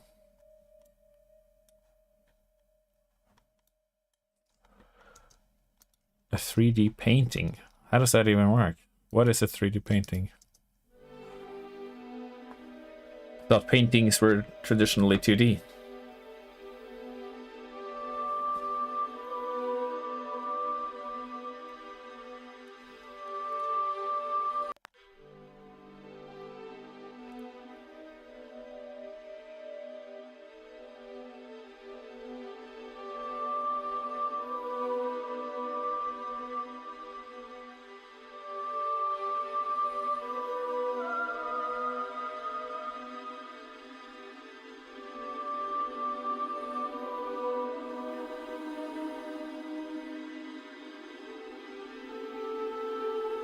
Almost flat, but sculpture-like. Okay, like doesn't that have like a name? Those like sculpted paintings in like ancient Rome, Egypt or something. Like, can't remember what those was called. It came up in D&D at some point. Just can't remember what it's called now. Murals? Oh yeah, yeah, murals. That's what I'm thinking about. Yeah, I think so at least.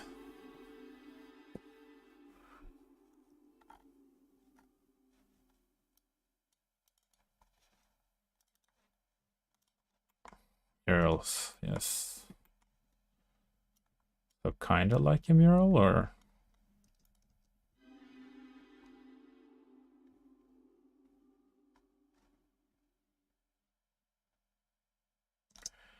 Okay, dokie. I think that's a wrap. Very awesome. The good thing about this is I actually have a piece of art for it. So lately I've been trying to replace all the videos on my channel with real art, and it's been a very difficult thing to achieve because I was using AI before, which is obviously super easy, but it's not good to do that. Obviously, I get that, so I'm gonna try and replace it with the real stuff. Support artists and you know. So I'm trying to get rid of all of the AI stuff.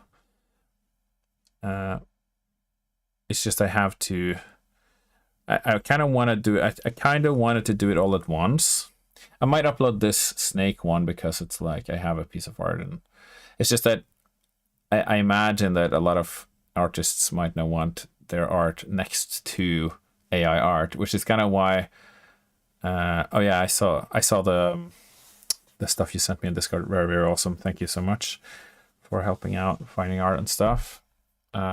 That's very helpful. I gotta send messages, and I'm hoping to hear back from the people. This is kind of the hardest part, is like hearing back from people,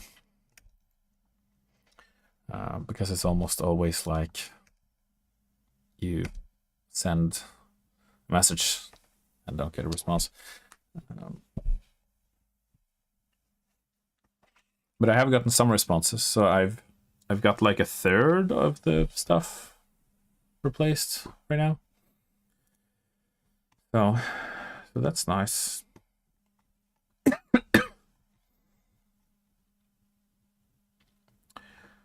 Oh, forum. Oh. Create a forum page. What? Okay. Do I have to do that right now?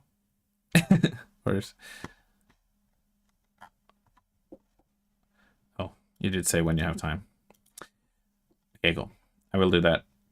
Oh, you want me to do it right now? Click channel, add channel, then forum. Okay.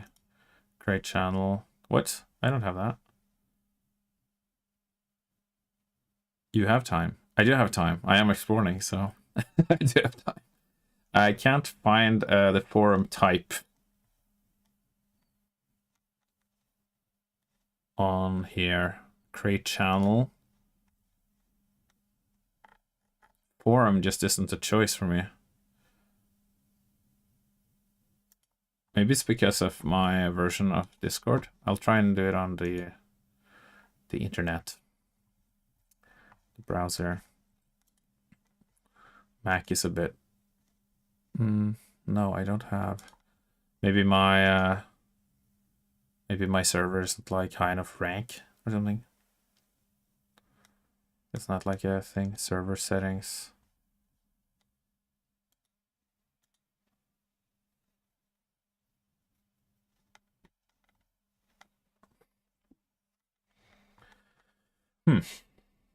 And oh, community. And are you building a community? Convert to a community server to access additional administrative tools to help you moderate and grow your server. Okay, well, I mean, I kind of have like Discord access behind like a paywall right now. I don't know. I don't know what you think. Should I open it up for anyone? I mean, I'm kind of doing this as a hobby. Anyway, I don't really expect to earn anything. People can support me if they want to. But I guess it's like if you have an open, well, probably wouldn't be like too many like trolls coming in. And even if there was, I have moderators. My sword and shield. That's who you are. Oh, maybe I'll look into that. Maybe I'll just make like the... I think you should keep it private. Okay. Okay, what if I keep it private and I can invite people who are especially interested or those who subscribe? Sword and hammer. Dual wield. Hell yeah. Cool.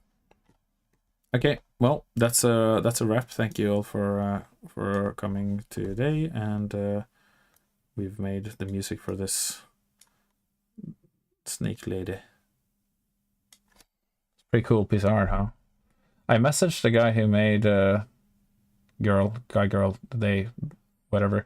I messaged the person who made this art, and yeah, very, very cool. They said they wanted to hear the music, and I said come along to the stream, but they didn't respond, so no. Yeah, like really indignated. Well,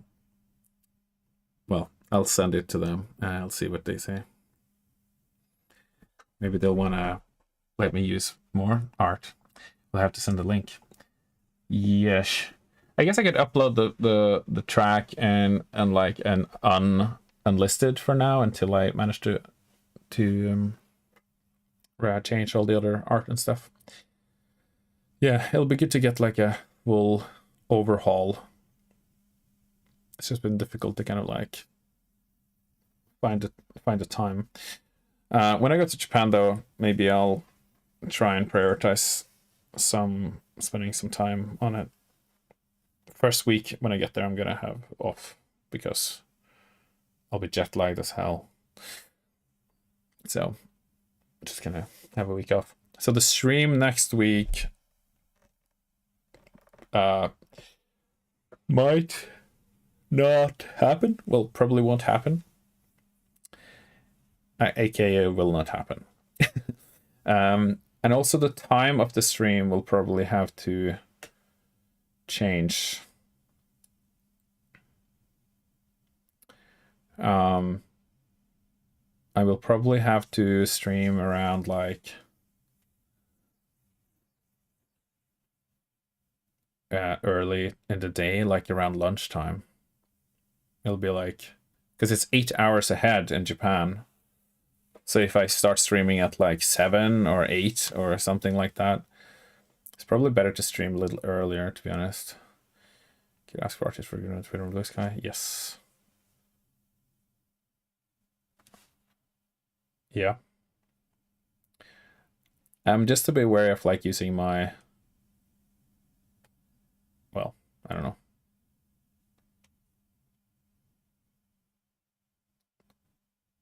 If I use my like hightail kind of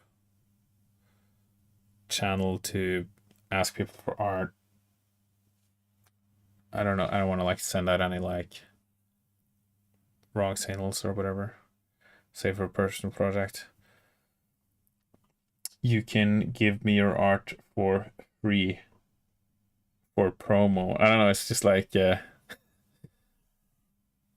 saying that in like an unaffiliated sense. I mean, it's not strictly speaking affiliated, considering it's like my personal account, but most of the people who follow me follow me because of that.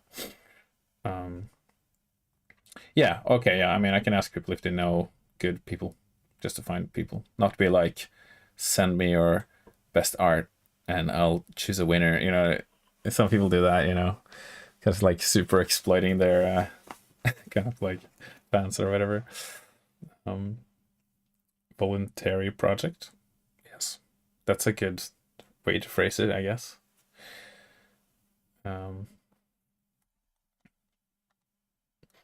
Yeah.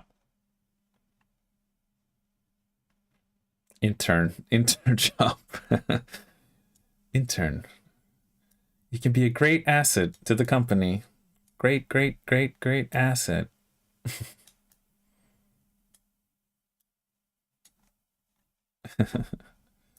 Internesting. Okay, that was a bad joke. Right. Well, I guess I'll log off and chill before bed. So thank you for coming, and I hope you enjoyed some music making and some hangouts, and I'll see you soon. And yeah, like I said, the stream will probably be in 2 weeks, and then it'll probably be around noon. I don't know if that's like terrible for people, but because most people will be at work, so no one will have time to join, but some people might join still. We'll see. Yeah, all right. It is what it is. I'll be back. I'm only gonna be there for like 9 weeks, 2 months and a week. But then I'm gonna be away again for HikeCon for like a week, 2 weeks actually. So, well, I'll be back in the summer. Anyway, in June, I'll be fully back. All right. Good night. Bye. I gotta do my ending screen before I press end stream because it's just too cool. Yeah, look at that. So cool.